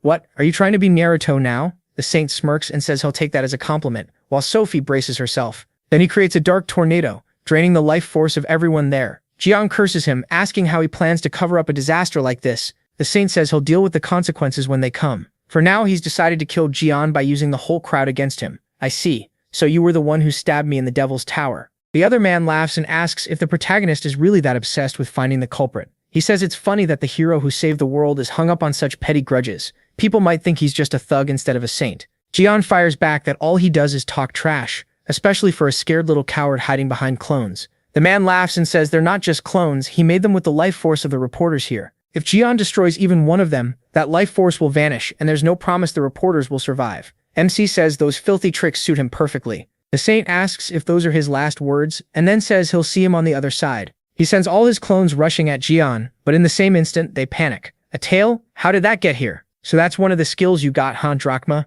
Jian is already behind him and charges in fast, shouting, "Try this." He lands a direct hit on the Cancer Saint while the system explains, "Take this from me. You can summon a target of your choice to act as a shield for the Ophiuchus vessel. You can only summon something you touched recently. Up to 3 targets can be set, and they'll be moved based on the last one touched." What is this?" The protagonist hits him again, and the man wonders how Jian knew he was the real one. 13th sense. You can detect your enemy's weak points. MC reminds him once more that his tricks are cheap and dirty. "I'd be an idiot not to notice, Bullseye." At that moment, Jian rips a crystal out of the Cancer Saint's body, and the man gasps, "Not even the Gemini constellation could find my core, so how did you?" Then Ophiuchus's avatar appears, swallowing the crystal. A flood of system messages follows, saying it's a fragment of Cancer's core, containing 33% of a saint's soul, and another 20%. A huge crack has opened in Cancer's power. The god of Cancer is deeply shaken, and Jian can now absorb the constellation's energy. The black star power around them disappears. Sophie has no idea what just happened, but all that dark power is suddenly gone. The reporters are left asking what happened and who won the fight, while the Cancer Saint, as his real body falls apart, asks what the hell happened to Jian in that tower. He says he can feel the power of a god coming from him. He tells him that even after getting beaten down, he still won't stop talking. He says he'll make very good use of the core he ripped out of him. But the Saint warns that, for now, he still has a few more tricks left and can still cause Jian some trouble. Then he completely disappears, and the protagonist wonders what he meant by tricks left. Still, with that guy's personality, there's no way he'd go quietly. Then MC notices it's ISO calling, and the moment he answers, Hugo starts yelling at him. "You idiot. What the hell do you think you're doing? No time to explain. Get out of there right now, you maniac. I'm watching the news. You just took down one of the Saints. What were you thinking? A bunch of missiles are about to hit your location." "What?" Then the scene shifts to space, where a satellite has several missiles aimed at Earth and starts locking onto the target. Jian can only stare. "Missiles?" Then they all start falling at incredible speed toward Earth, and we learn that the Mormoth missile is a catastrophe-class weapon created by Capricorn and Gemini after Legum vanished, in case a disaster humanity couldn't defeat ever appeared on Earth. This final card of mankind can wipe out everything around the Calamity with an orbital strike. What? I can't believe they made something like that. Then Jian realizes the genius of it. They set the missiles to launch automatically if that man's biometric signals disappeared. He remembers the warning that the guy still had one last card to use against him. So that high-ranking clone I just beat was basically his real body. "Jian, this isn't the time to stand there thinking, get out of there now. But running won't solve anything. Those missiles could easily blow up cities like this one." "You're right, but what are you gonna do?" He grins and says he has a plan. Then he looks at Sophie, and she immediately goes pale as he adds that they're not totally out of options. At this point, Sophie is completely broken. She's just been getting bullied non-stop. Then we cut to the missiles still falling, now closing in on the city. Jian grabs Sophie in his arm and she starts screaming for him to let her go. He activates a power and the system says, by the authority of the Gemini Bishop, levitation and teleportation are activated, teleporting to the front of the Mormoth missile. They're warped right in front of the missile, which is already dropping fast. Holding Sophie in his arms, Jian yells at her, I know you can liquefy anything, so melt this missile. Still in shock, she asks how she's supposed to do that when he's sending her straight into it. Jian says they have no choice. If she doesn't do it, he and everyone below is dead. Then he grabs her arm and throws her forward. As she flies off, she screams, Ligum, you bastard. The protagonist just shouts back, go on, Saint, work your miracle. She keeps crying and yelling at him until the system announces that the goddess of Aquarius is descending, and even the sacred goddess is stunned by this situation. Goddess, please do something. Even the Aquarius goddess curses Jian for being insane, but there's no time for that. She has to act. The saint starts stacking buff after buff, and all that power pours into Sophie while she cries in panic, until a tear falls and the saint triggers the skill. Tears of the goddess, then a huge wave rushes straight at the missile, slamming into it as the water pushes with everything it has to stop it. After a while, the missile finally starts breaking apart completely. Sophie gasps, saying she really did it. But then she realizes Jian isn't holding her anymore and drops toward the ground. MC just watches and tells her goodbye. She'll be fine with all those buffs. Then a massive blast of water wipes out the rest of the missiles. She did great, but things could still get really bad if all those fragments hit the ground. Below, everyone panics. The missile broke, but now the pieces are falling. Jian pauses and remembers this weapon was made by Gemini. If that's the case, he says, then it's time to send a little greeting to that purple witch. He calls out to Tyson, asking if he can hear him. Tyson answers and asks if he found a way to stop the missile. Jian says there's no time to explain. This is an emergency. He just needs Tyson's absolute coordinate skill. Sagittarius's absolute coordinate can teleport a chosen target exactly where the user wants. It works especially well with weapons that need perfect aim. Tyson is shocked that the protagonist sounds this desperate and wonders how bad things really are. Still, he quickly works his magic circle and says he's sending it over right now. MC thanks his slave number 1. A message pops up on his phone. Sagittarius has granted absolute coordinate. Remaining uses 238. Jian says that should be enough, then starts building up purple energy as the system fires off notice after notice, saying that by the authority of Sagittarius's saint, absolute coordinate has been activated. He starts teleporting all the missile fragments to another location. We're about to find out where. Now Jian says it's time to send that witch a present. People stare in shock, asking what that is. The missile fragments are rising back up, and everyone realizes they've been saved. Someone shouts that it has to be him. They can't believe he made the whole missile disappear. But then someone contacts him by telepathy, saying this is the Yin-Yang Palace in the domain of the Gemini Saint. Bishop Choi is told to come quickly. Jian recognizes the voice at once. Jian answers and asks what the problem is. The voice explodes at him, demanding to know what he just did with his authority. The Marmot fragments are falling into the Yin-Yang Palace.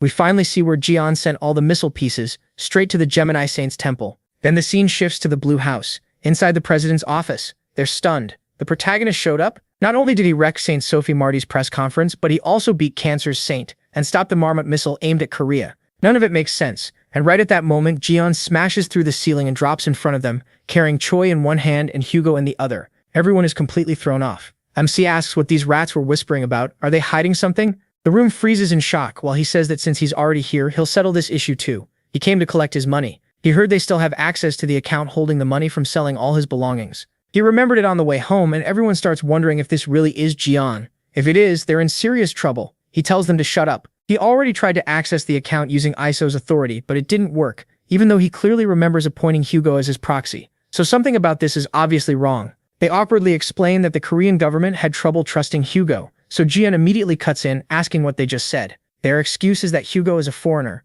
After the protagonist disappeared, they say they couldn't trust a saint from another country, while Korea had no saint of its own. And because of several incidents, Sagittarius's faction grew weaker. So in the end, they handed responsibility to someone they considered more trustworthy than Hugo, who stands there furious as he listens. Jian then tells Hugo to cheer up. Hugo, nearly in tears, calls him the worst. MC shrugs and says that before he starts breaking things, they should give all his money back. The people there wonder what's going to happen to them, but then someone suddenly yells for everyone to shut up. That voice makes them all stop. A sandal flies right into the room and Jian says she finally showed up. She declares that they've already taken over the account, so he can get lost. Then she steps in with full confidence. It's the Gemini Saint, Rariquine. She says she'll need every bit of his fortune to rebuild the palace he just destroyed. She accuses Jian of sending the Marmot fragments to her palace, saying it's now completely wrecked. Does he have any idea how much damage he caused? She keeps shouting at him in fury, and Jian casually asks who she even is. That only makes her even angrier. She snaps that he should be quiet because she's going to get rid of him now, then forms a magic circle above herself. The system announces that Gemini's magic power is rising. People panic saying it's Gemini and they need to run. She links herself to a powerful spirit. Gemini's strongest move, summoning a spirit from another world through a spiritual call. A spirit begins to appear and takes in that transcendent power. While below, Raikeen keeps shouting, telling Jian he's finished now. The spirit queen Lily Queen answers the summon, and piece by piece, her full body emerges, transforming into a fairy-like form as everyone watches in amazement. Jian, though, stays calm. Raikeen proudly declares that this is Lily Queen, a spirit almost on the level of a sacred god. She asks if the protagonist really thinks he can fight that. Instead, MC suddenly appears right in front of her and grabs her, then throws her away, telling her to get lost. She goes flying out through the hole he made, the same way he entered. Even from above, they can still see her flying, while everyone screams in shock about what he just did to the saint. Her summon immediately starts being pulled back into the circle. Gemini's magic power begins to scatter, and Lily Queen tries to return home. But just as she's about to vanish, Jian grabs her by the head, making her freeze and asks where she thinks she's going. Then he drags her back out of the summoning circle. The system announces that he has successfully captured the spirit queen, Lily Queen. Jian mocks her, asking if he looks stupid. How dare she try to run? Terrified, she begs him over and over to forgive her. The scene jumps to him leaving that place completely wrecked, saying he got his money back, so now it's time to go eat something good. Then he notices all the documents and says something feels off. Why didn't the real Heiji come herself? She's the kind of person who'd drop a meteor in the middle of the city if she got mad. Jian says he's been wondering about that. After all the chaos at the Yin Yang Palace, she still never showed up. That can only mean one thing. The situation is confusing, but the protagonist's sure of it. Something is keeping her away. As they keep talking, he finally says there's no way that hothead is controlling her temper on purpose. He thinks he knows where she is, so it's time for a visit. Then the scene shifts to Chiyu and Sungjae's apartment, Hugo's son. Someone suggests they eat while they work. They ask if he wants a burger. Sungjae looks a little down as he stares at the burger, then says he'll eat something else instead and asks what Jimin wants. Jimin says he wants something different too. Right then, Hugo suddenly sneezes and she laughs, teasing him. Gemini jokes from the back that she's just messing with him. Someone adds that Iso would faint if he found out, but Iso isn't coming. Then the scene changes, showing Iso dressed up, while they explain he went out to do a favor and will be a little late. Jian says it's time to start the interrogation. We see the little fairy queen trapped there, inside Ares' relic, the durable display case, a very tough case for relics. MC tells her she'd better answer his questions properly. She quickly agrees. He says being stuck in a clear box is still better than being trapped in a book, so she should choose wisely. He shows the S-rank relic book that imprisons everything, an inventory relic that stores a target as text and can be disguised. Right now, it looks like a cookbook. The poor fairy panics and keeps agreeing, while Jian thinks it's way too strange that that witch still hasn't appeared. That means it's not that she chose not to come, she can't come. So she must be trapped somewhere, and that place is Cheon Sungjae's house. The fairy hurriedly says he got it exactly right. Jian tells her he'll give her one chance. Where exactly is she? He presses her again, asking if she wants to say it herself or if he should say it for her. Finally, she says the woman is over there, pointing at a statue. Jian smiles. That's the same angel statue that was broken before. He knew it. Something about it smelled bad from the start. He remembers hearing that she kissed it or something like that, and figures that was the witch's coordinate marking magic. He recalls Gemini saying they weren't his. The saint personally kissed them to bless them. That connects with the 13th sense. Jian stares at the statue with a dark look, and the system announces that the 13th sense is activating, letting him interfere with the spirit world. Then the statue suddenly starts screaming at him. Angry, she snaps, "Hey Lily Queen, why did you tell him everything?" That spirit is Heiji, the saint of Gemini. She drifts out of the statue like a crying ghost. It's Heiji in her spirit form. Damn it, of all people, I had to get caught by him. She can't believe things ended up like this. If that day had gone differently, none of this would have started when the Devil's Tower collapsed. Heiji remembers that moment, the Devil's Tower blowing apart, a cup dropping to the floor, and her thinking, what was that strange energy just now? Then it hits her. Ligam, he's alive. That same day, Jian arrived at the apartment with Sungjae and Jiwoo. She was already shocked that he made it back alive, but out of every place he could go, he came straight to Sungjae's apartment, the home of his friend's son. Still, that worked in her favor since it was within her range. Wondering what Jian was up to, she decided to check for herself. She used Gemini's teleport skill, only her soul could move, so she possessed a target instead, the angel statue in Sungjae's apartment. That's how she got trapped there. Possessing the statue worked, but then he walked in, took one look and said it was disgusting. The moment he smashed the statue, she was stuck. If the possessed target is destroyed during soul possession, escape becomes impossible, and her possession skill gets sealed, so all she could do was stay trapped there. Then Jiwoo came in and said it was still just a relic so he could leave it like that to Heiji. Even a lousy binding skill was fine, as long as someone could restore the broken statue. Then Piggy pulled out a little jar of glue. Back in the present, she says Sungjae has to face Ligam, but he refuses. He doesn't want to fight his uncle. She can't understand it. Ligam and their cult have always been enemies. As a Gemini Templar, Sungjae is supposed to stand against him. So he makes his choice, he'll leave the cult instead. That answer stuns her. Sungjae says he may be part of Gemini, but Uncle Ligum is his hero. If being in the cult means becoming Ligum's enemy, he wants no part of it. He rips off his badge and throws it down. Heiji stares in shock as the insignia falls. The instant it hits, the whole place starts shaking. Heiji panics. It's divine punishment from a sacred god. Sungjae's fate starts turning toward Ophiuchus, and the sacred goddess of Gemini unleashes her wrath. Her magic crashes down on Cheon Sungjae. At once, ketchup starts pouring over his body, and he has no idea what's happening. Everyone starts yelling his name, trying to figure it out. Then he loses consciousness and drops. Heiji begs him to ask for forgiveness right away. As a candidate to inherit her place, the goddess might spare him if he attacks Jian. She warns that the protagonist is cruel and can't be trusted. Sungjae shuts that down fast. He fires back that they abandon people without a second thought whenever it helps them. So hearing them call Jian heartless makes him mad. He remembers the supermarket when MC told them to teleport away and leave everyone else behind to suffer there. Maybe they act like that, but he also remembers Jian beating a monster to save a little kid, and the time he rescued Sungjae and Yoha from a monster attack. In his eyes, he always saves people in danger. The real hypocrites are them, claiming they're saving the world while only caring about themselves. He even remembers watching Jian on TV as a kid, thinking only one thing: he's my hero. So the protagonist isn't some fool they get to judge or look down on. Then Freya, the sacred goddess of Gemini, appears. At last, the true goddess of Gemini shows herself. She stands over Sungjae's fallen body as the system warns. Because of Cheon Sungjae's declaration, her divine punishment rises to the highest level. She gathers power and orders him to disappear along with that cursed hero. Right then, Jian calmly says, "Skill." The goddess turns toward him in shock. MC raises his hand and gathers dark power, abyssal cut. She freezes, and Jian slices through every link between the goddess and Sungjae. At the same time, chaos breaks out in Inyang Palace. People shout for someone to pull the victims from the rubble and start using magic. Others yell that the fire is spreading and call for anyone who knows water spells. But the moment they try, one man realizes he can't gather any magic at all. Someone tells Bishop Ken that something is very wrong. They can't feel any magical power anymore. Ken orders them to contact the nearby Templars and find out what's happening.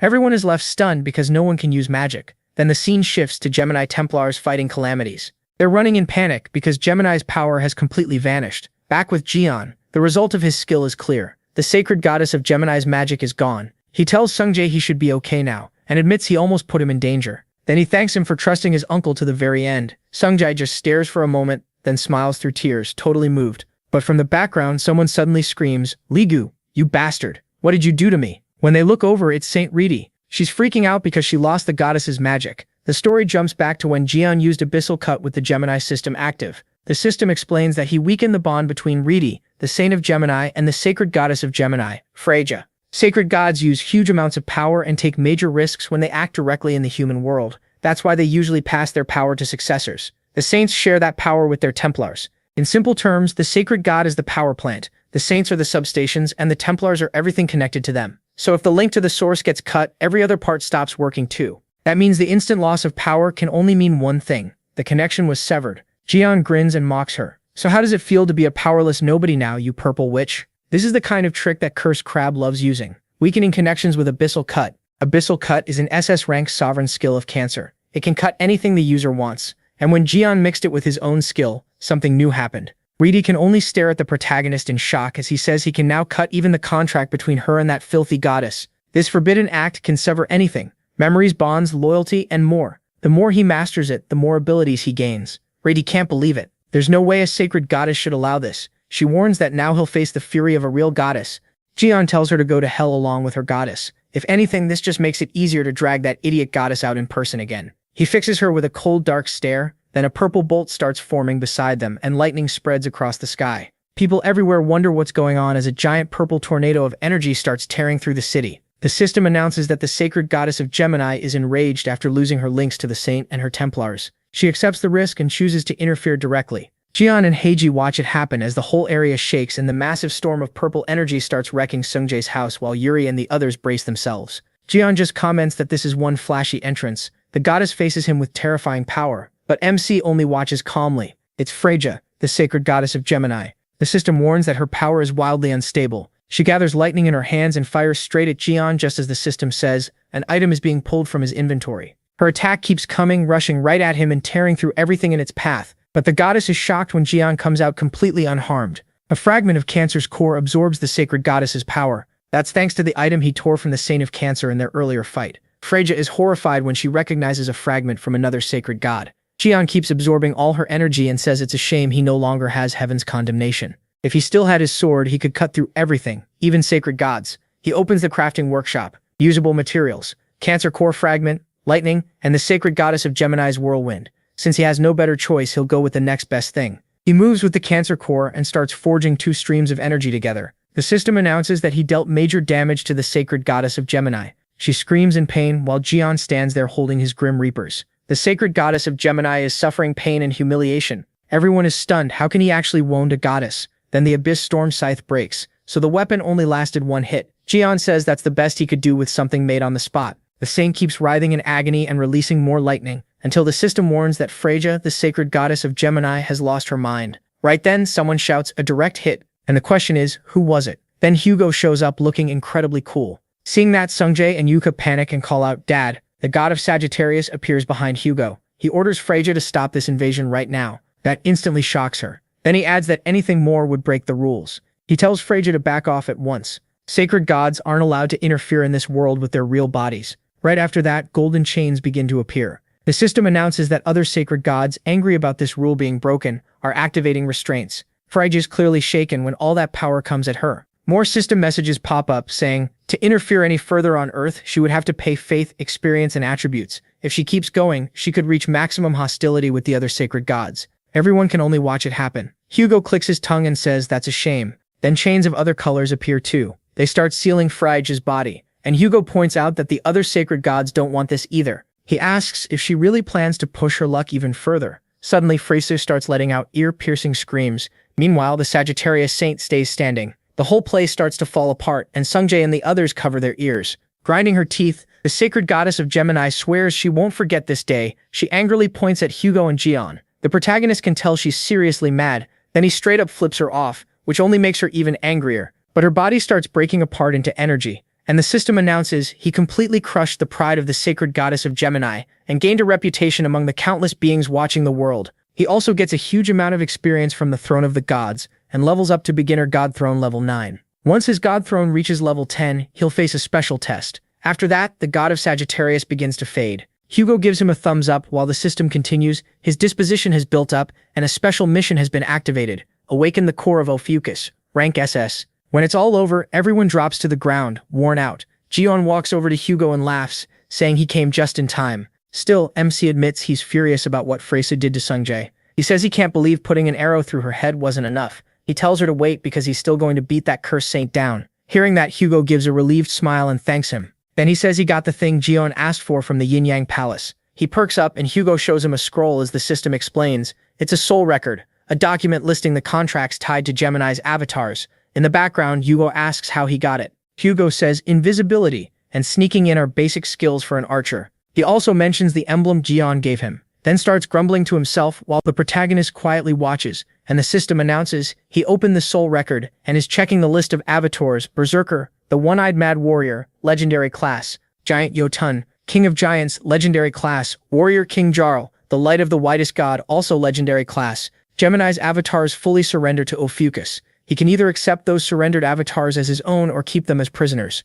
Jian likes the sound of that. Then the system adds that the commander avatar imprisoned in the sea below the Yin Yang Palace has also surrendered. MC guesses that must be the mythical class avatar commander. Still, he asks why he should trust their surrender. He wants proof that they're serious first. Then a purple vortex forms above Jian. A body that looks like Aegis starts coming out of it. He is startled, but it's not her real self, since Aegis is still in ghost form. As that body keeps falling, everyone stares in confusion. Aegis? She's confused too, because she's still a ghost. The system says Gemini's avatars have offered Jian Aegis' original body. He's stunned by how absurd that is. Even so, he accepts. The system confirms he accepted the surrender of Gemini's avatars. Those avatars have now moved under Ophiuchus. He can now give names to his avatars. This is already looking like a disaster. Jian says he's too lazy for this, so he'll just name them by rank. Basically Bro 1, Bro 2, and Bro 3. The system confirms the avatars have been named. Even they can't believe it. Then Jian grabs her by the neck and says her sacred goddess abandoned her and ran, so she better answer his questions properly. He asks if she was the one who attacked him at the Devil Tower. She says she has no idea what he's talking about. The protagonist presses power into her forehead and she starts screaming. He explains that it's a fragment of the Abyss Tempest scythe he used before. He says it's strong enough to burn even someone's soul, so she should stop pretending and confess. But she insists she really doesn't know. He asks if she wants to act tough while being tortured as a spirit. The others just watch that terrifying power spread. Even the Spirit Queen hides, scared of it. Hugo shields himself and wonders if she's actually telling the truth. Then she blurts out that it was probably Virgo. After that, she begs Jian to let her go. The moment he hears Virgo, MC's expression turns dark. Then that piece of the Abyss Scythe breaks, and he lets her go in anger. He says it would have been painless if she'd told him from the start. Since she gave him useful information, he'll return her body. She's shocked she's still alive, but then asks what that is. A second later, everything goes wrong. The Spirit Queen takes over her body and says, "Thank you." And even if this wasn't how she expected to be freed, she still appreciates his kindness. Jian awkwardly laughs and admits he may have made a mistake.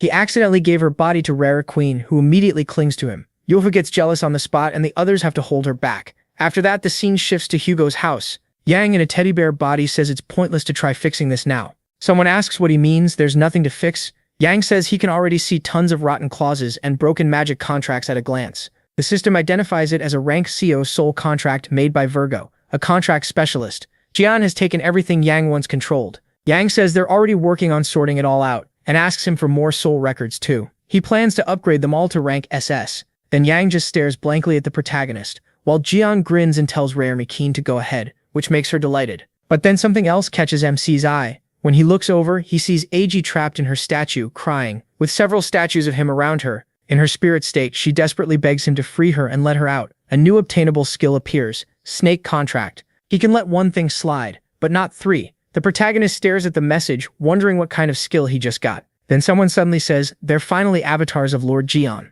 The system notes that MC's new avatars are showering him with praise. They call it a huge honor to serve him. Soon everybody starts praising and flattering him. And then the avatars he gained in the last chapter finally appear. They all look at him in amazement while Hugo says he's never seen anything like this since avatars are usually proud. That immediately annoys them and they snap at poor Hugo asking how he dares interrupt when he's only serving Lord Jian. Hugo is left standing there like a servant, but the protagonist makes it worse, saying they've got it wrong. Hugo isn't a servant, he's a slave. That only makes them even more offended as they ask how a mere slave dares speak before mighty Jian. MC cuts it off and asks why they abandoned Gemini and came to him. They say they couldn't endure the abuse from the sacred goddess of Gemini anymore. He doesn't sound convinced, so they admit the truth. They saw the Lord beat her down. The protagonist remembers the moment when he overpowered the goddess and they all cheered in excitement because he actually pulled it off. He says he's glad they're being honest now. They explain it's not just them, even the commander and the other avatars want to surrender to him. But the commander is trapped in the sea beneath the sacred domain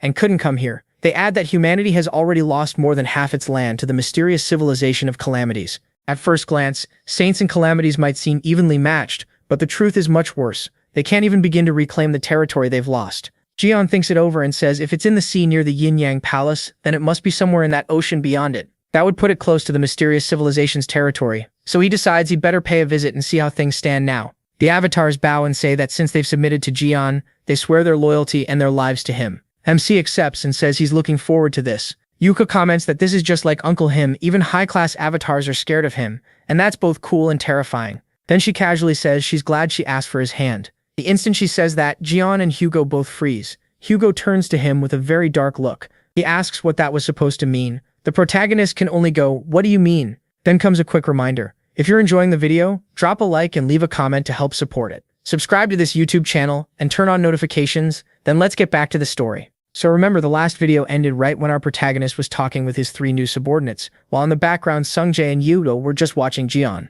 Then she suddenly says, "I'm really glad I asked to marry him." The second Hugo hears that, he steps in with a really dark look, and Jian freezes in shock. Then Hugo demands, "Hey MC, what is she talking about? Marry you? What the hell is this?" To make it even worse, Yang chimes in from the back. "Wow, does that make Hugo Jian's father-in-law? What a messed up family." Hugo instantly fires a flaming arrow right at him, blowing apart the teddy bear head. The poor guy runs off crying and he says, "Hey Iso, put the bow down first, then we talk." But Hugo only answers, "I've never even heard my own daughter say she loves me. Not even on Father's Day, so how dare she say something like that to you?" Then the system warns that the Saint of Sagittarius is enraged, and now he starts firing a whole storm of flaming arrows at Jian. The protagonist quickly dodges them all, while Hugo keeps shouting, "Sorry MC, but you need to die now." The Saint of Sagittarius used invincibility, and he keeps charging after Jian, who still has no clue what is going on. "Man, are you seriously this mad? Hold on." Using God's Eye fixation, he checks Hugo's magic power. Hugo orders the Saint of Sagittarius. Then the protagonist closes his eyes and starts catching Hugo's arrows with his bare hands.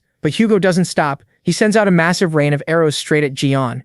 He just keeps firing, again and again at MC. Right when they're about to hit, Jian blocks every single one. Then he says, "What are you, some kind of bug? Quit being annoying. You humiliated the Saint of Sagittarius. His hostility has calmed down. You gained a large amount of experience from the throne of God. Even so, Hugo is still furious and rushes Gian again, activating his sovereign skill, Ring of the Sun God. He's really going all out. Apollo, the sacred god of Sagittarius, asks if it's really fine to destroy the house, especially since Jian Sungjae's home is still being paid off. The place is getting wrecked by Hugo's rampage, but he doesn't care at all and keeps charging. While Jian thinks, my god, he's just like someone I know, doesn't care if he burns down his own house even when he's broke. That reminds him of his first meeting with Jian Sungjae, who also rushed him while trashing his apartment. Then Qian Yusa suddenly yells, no dad. Huh, what do you mean no? I mean you don't stand a chance against Uncle Jian. She really just roasted her own father. How is the poor guy supposed to beat anyone after that? He's completely stunned. So he finally calms down and lowers his bow just as Jian steps up right in front of him and says, you idiot. Then he smacks him hard on the head. So you finally woke up. Why get this mad over kids being kids? Do I look like the kind of guy who'd go after his friend's daughter? You wrecked your own house over this. That's just stupid. They're bad at showing how they feel,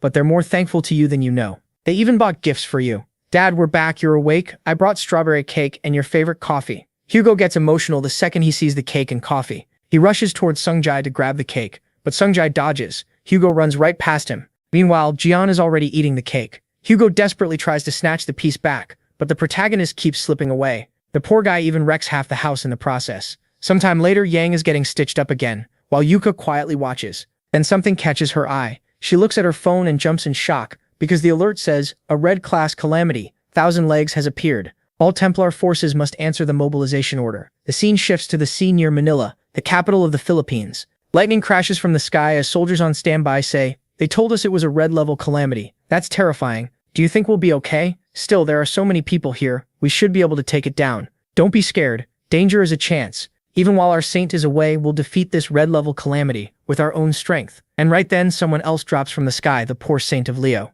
This is how our Leo will rise. Let's show the world that humanity is taking another step into the future. Everyone starts cheering while Yoha covers her ears in annoyance and thinks, I want to go home. I wanted to see Uncle Jian. Something about this feels off. Then the scene cuts to masked soldiers and inside one of the tents, an old man says, good grief, these men are complete barbarians, violent for no reason. They're hiding their fear with brute force. Not that I care. Still, I wonder if the gift I sent them has arrived yet. Then it cuts back to Hugo's completely wrecked house.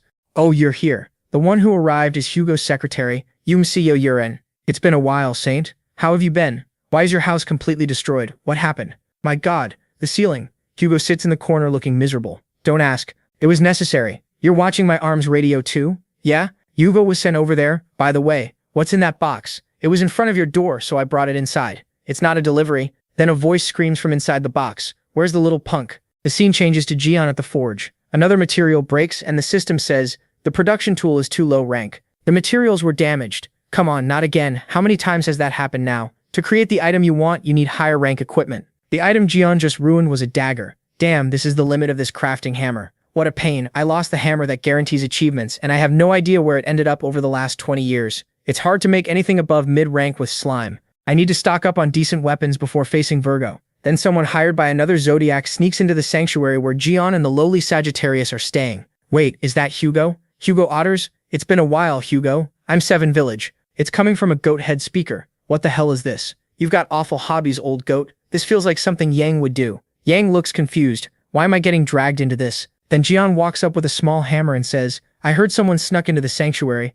but it's just this old goat. It's been a long time, MC. I'm relieved you're safe. The woman nearby looks confused. Him? I'm Seven Village Vladimir of Capricorn. Remember me? Oh, Sebastian, I said Seven Village. Then we get the explanation. Seven Village Vladimir is the saint of Capricorn. Like the protagonist, he specializes in crafting, and after the protagonist vanished, almost every famous weapon in the world passed through his hands. He's the mustached old man from the previous chapter, and we're shown the many weapons and armors he's made lately. The last one is that goat head speaker. Anyway, I'm glad you're doing well. The reason I came to find you like this is, but Jian grabs the goat head and says, because you want to apologize for what happened before? He tosses the goat head up, then smashes it to pieces. Jian, can we really just ignore what he said? MC shrugs it off. He's always talking nonsense anyway. What kind of idiot says he came to help with ingredients? I mean, cooperate. We should just go watch the raid coverage. His personality really hasn't changed. What an annoying saint. It's time for you to show up. Oh? Well then, maybe I should take a look at this Thousand Legs raid. Then he's officially introduced as the Saint of Sagittarius,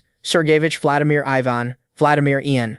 Powerful agents have gathered too, including the people from the House of Leo with Ilhan Prabha still holding her spear. Vice Saint Yoha and Captain Oliver are the beasts of Leo in charge of this battlefield. The experts in transformation magic and the naval war tacticians of Pisces are here as well. Taurus, the iron wall defending the front lines, is also in position, and Aquarius, the battlefield saint who can knock back a bomb with holy power, is here too. On top of that, Capricorn, who handles making and boosting the many weapons needed for battle, has arrived. Troops from all over were sent here for the war plan, and now the Saint of Capricorn has appeared. What the hell is that old man doing there? It looks like the Saint of Capricorn is about to do something. He raises his hands to the sky and then Gion's hammer appears. That old thief. The divine artifact of Capricorn. He summoned the hammer that guarantees achievements. Hey, wasn't that what you used in the past? Capricorn, the saint who specializes in crafting, will use that hammer to strengthen divine artifacts before the battle starts. He starts hammering away with Gion's tool, and everyone cheers. The Saint of Capricorn's reinforcement skills are famous around the world. Yeah, shut up.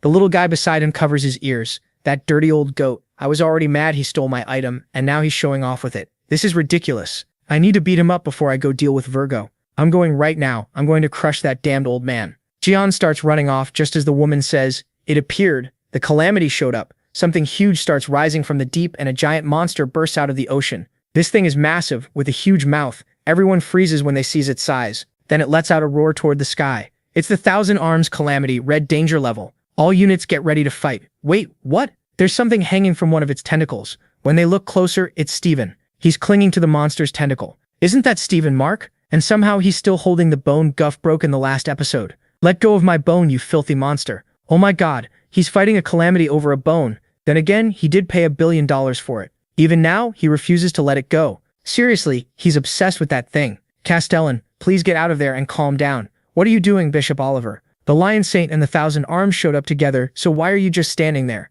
That old man is really trying to steal command from me. He wants all the credit, but I was about to give the orders anyway. Lions drink the physical enhancement potion and prepare for battle. They immediately down the potions from their vials. At the same time, Pixiu's side starts using support skills too. Underwater breathing, wave resonance, and ocean advance. Aquarius, apply combat and survival buffs. Health regen, mobility and defense buffs. Taurus, form a defensive line in the rear and stop the calamities from reaching the coast. Then the lion fighter leaps forward and shouts, "Everybody ready? Time to fight, you beasts. Lions, move out." They charge straight at the creature at full speed. As lightning bursts around them, they begin transforming into beasts. The system announces, "Bestification activated. You have gained the power of a raging beast." The lion fighters turn into tigers and panthers and rush the monster. The bestified lion assault squad, advance. Meanwhile, Aquarius keeps casting blessings, stacking even more buffs on the front line. Then Yua takes command and declares, "Unity skill of the sect. Wild turn walk." A giant lion made of energy shoots forward straight at the calamity and slams right into it. At the same time, the transformed lion fighters rush in too,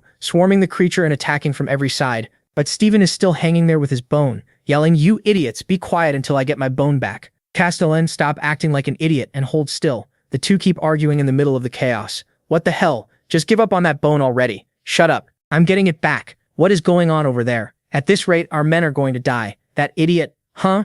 Vice Captain Yua, you're still here? I really shouldn't change the plan just to save that stupid lion. But with things going this way, she has no choice. She gets ready and red lightning starts crackling around her body. The women nearby call out, "Please wait, we'll give you some buffs. I don't need them." With a cold stare, she launches forward using acceleration. She heads straight for Steven and that bone. Then, before he can even react, Yua slices through the monster's tentacle. In one move, she frees both Steven and the bone. Rescue successful. Steven drops into the water with the bone, coughing and spitting water everywhere. Then Yua steps right on his face and dunks him back under. Everyone stares in disbelief. She crossed that huge distance with a single jump and even cut off a calamity's tentacle. She's amazing. And she's still standing up there on Taurus while he complains, "Get off me. Get off." That fires everyone up. Yeah, let's finish this calamity. So they attack with everything they have, physical strikes, magic, and purple energy attacks. But the calamity suddenly goes still, then raises a massive wave of water. A tsunami. A tsunami. Take cover. The Taurus Templars activate impenetrable wall formation. What was that? Did a volcano erupt? Hey look, the monster charges straight at the soldiers and panic spreads through the ranks. The old man mutters that if something like this has appeared, there's no other choice. But right then, someone behind him speaks up. "Hey, what's that in your hand?" "A detonator. I planted explosives all along the coast." He flinches and turns around, shocked by the voice. That's when Gion strikes his hand. At the same moment, the slime lunges in with its giant mouth. And just like that, it swallows the old man whole. Wow, Sebastian, you really are a pain. I get that the people in the water are only buying time because they can't beat that monster. But isn't it a bit much to blow them up along with the calamity? Stay still. For the first time in 20 years, I'm going to teach you the right way to cut octopus sashimi. Then the scene shifts to someone sprinting over the water. It's Jin Yuri, and she thinks back to the record of this raid. For the 1,000 Arms raid, you force your way through the 1,000 tentacles at high speed and cut down any you can avoid with a single strike. Jin Yuri keeps running, slipping past the tentacles. As she moves, memories come back to her, just like they did for Jian in his last raid. 20 years ago, she kept charging forward, cutting through the monster's tentacles, and she could clearly see his image in her mind.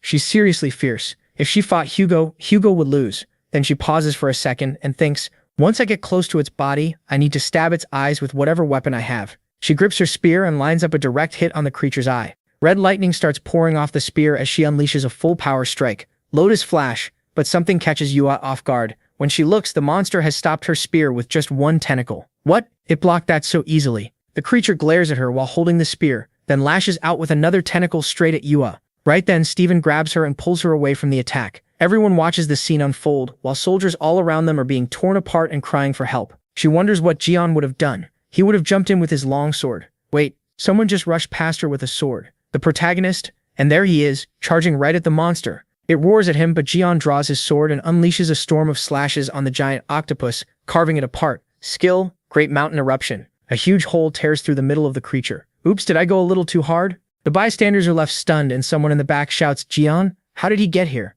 Why are you all so surprised? I just came to give a little demonstration. You were struggling way too much with a weak monster like that. Shut up. You only showed up at the end for the final hit. We could have beaten it ourselves. But then the octopus grabs Jian and everyone turns in shock. The creature swings its huge mouth toward him, ready to swallow him whole. For a moment, even he takes notice, and Hugo screams for MC in panic, while the others wonder what they can do now. Is there anyone who can actually kill that monster? Under it, there are even smaller octopus-like creatures too. They all start shrieking, their mouths twisting strangely. But at that exact moment, Jian calls on his power, and a spear tears up the ground as it flies back into his hand. He grabs it tight, and the monster instantly feels the pressure coming off him. That power alone makes the creature recoil. The energy around him turns wild and overwhelming. Jian spins the spear over himself and says, Skill, Blade Baptism. Then he launches another massive attack and tears the monster apart completely. The onlookers can only stare, too shocked to react. In the middle of all that destruction stands Jian. The good thing about big enemies is that there's more to cut. In the end, whether it's 1,000 legs or 1,000 arms, it's still just an octopus.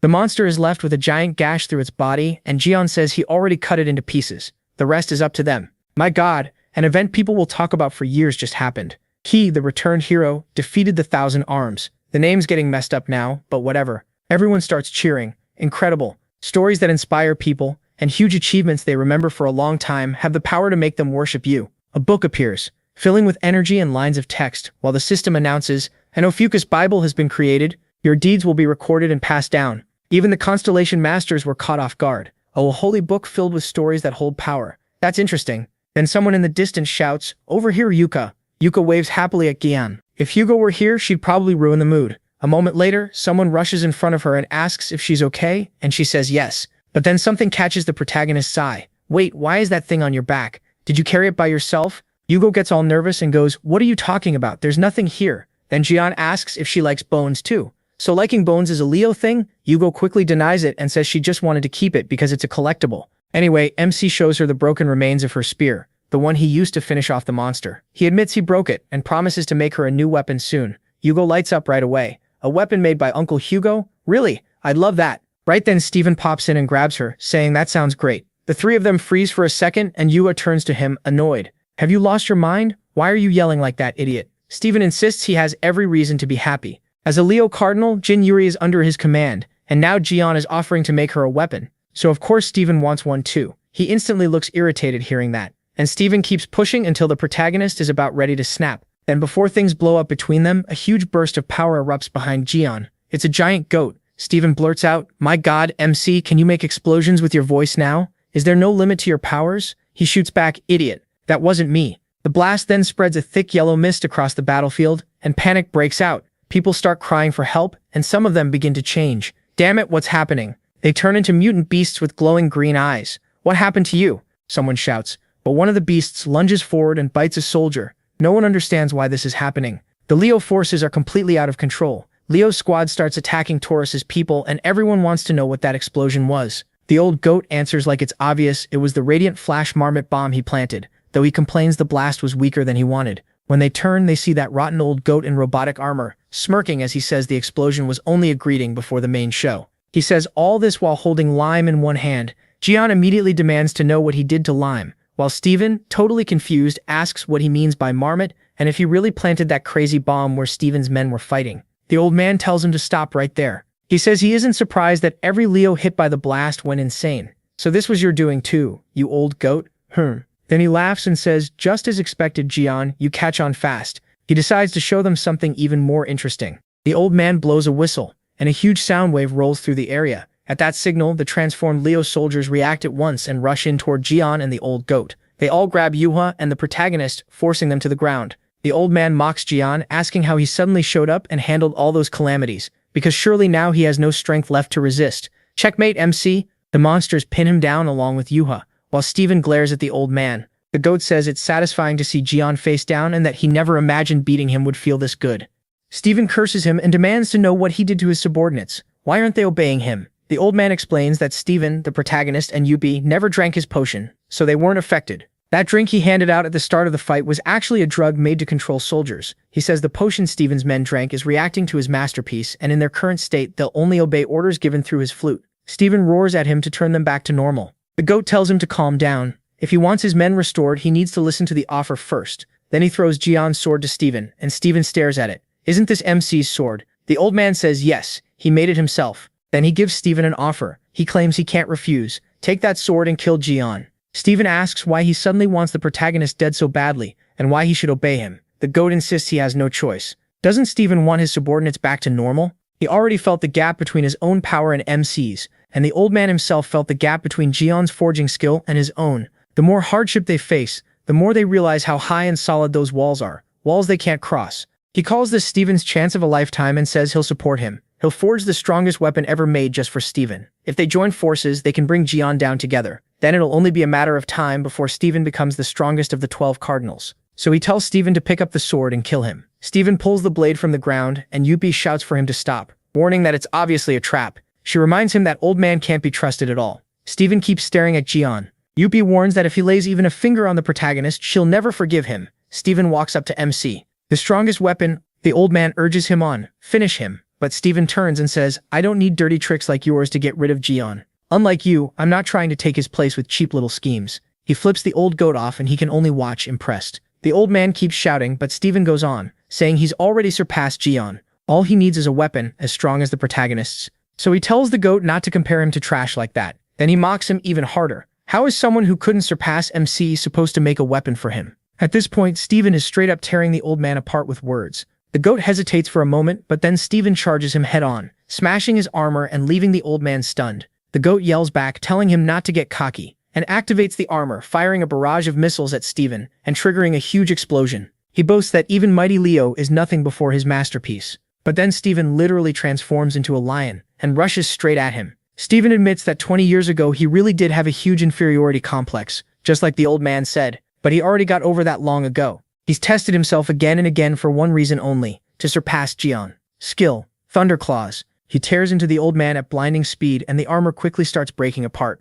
Steven keeps coming, saying Capricorn really did make sturdy armor. Then he rips off the chest plate and throws it aside. He says he fought that calamity without proper gear, so the old man should stop hiding behind armor. The goat is left shaken, and then Jian suddenly cuts in. Hey, when are you two done fighting? Steven stares. Him? How are you here? The protagonist casually says he only let himself get caught to hear what the guy had to say, but got up because they were both being too annoying. Those beastmen were way too weak to hold him. The old goat is left there with Yuha totally lost while both of them stare in shock. How is that even possible? Jian doesn't care. He tells the goat to get lost and kicks Steven away in the process. Then the story jumps back a few moments, when the beasts were still holding MC and Steven was arguing with the old man. He was already getting bored while they kept going, and eventually he snapped. This is so damn annoying. He simply starts standing up and the beast holding him can't even understand what's happening. With a look of total boredom, Jian says, so when are you idiots done fighting? That was the moment he appeared right beside them. Then the narrator starts explaining that 20 years ago, just before the Devil Tower, someone said with a wicked smile,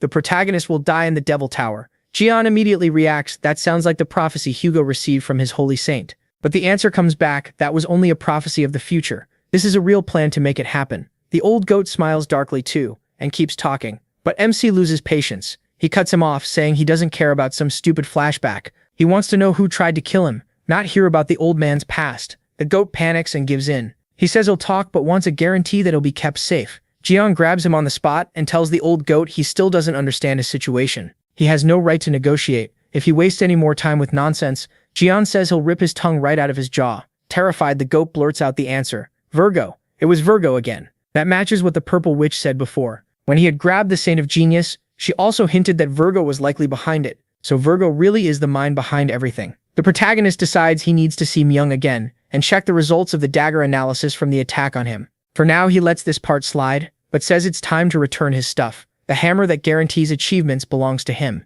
The goat is stunned. You want to take even that? But he gives in fast. The Saint of Capricorn returns the relic, the hammer that guarantees achievements. Jian is satisfied. The Saint of Capricorn trembles with rage and regret over losing the hammer, and MC mocks that miserable look on his face. Then he calls out, "Three brothers, show yourselves." They answer at once. He orders them to take this guy back to their dimension. They can break an arm or a leg if needed as long as he survives. The old goat is horrified, realizing Jian has avatars under his command. Wait, you didn't become a saint. You became the god of a new constellation. The poor guy starts getting pulled away. Take some time to think things over. It's not like I plan to forgive you. Huh? What happened? My head. Geez. The Leo group finally wakes up. Everyone is relieved. Some of them wonder if the attack is finally over. But Capricorn's side is horrified. Their saint is gone. So what are they supposed to do now? For them, it's win or die. So they start using another power through their armor. Something triggers, and they start blowing everything up. Looks like they forgot our saint already sabotaged all their gear. They yell that they'll blow everyone up and send them to hell.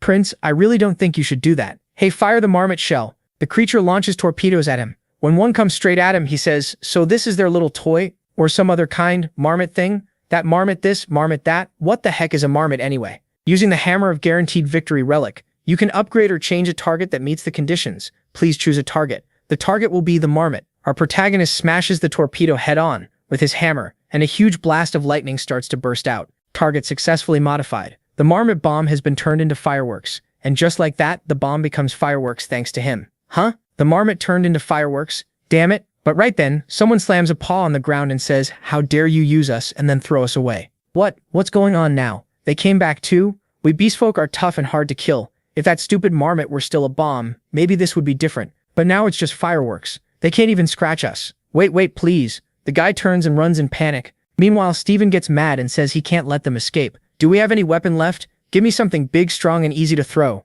Jian answers, why bother? I'll make you a weapon. Then he looks Steven over and grins like a devil. Actually, I've already got one. Hey, why are you looking at me like that? I've got a bad feeling about this. A second later, Steven starts flying through the air after Jian throws him. He hurls him at top speed straight at the others and gets a full strike as everyone goes flying. Maybe I should take up bowling too. Then he stares at Steven's foot for a moment before dropping the poor guy already knocked out onto the ground. Still, he keeps looking at whatever weird thing is on Steven's foot. At last, he lets go and says, yeah, no, I'm not holding that. Let's not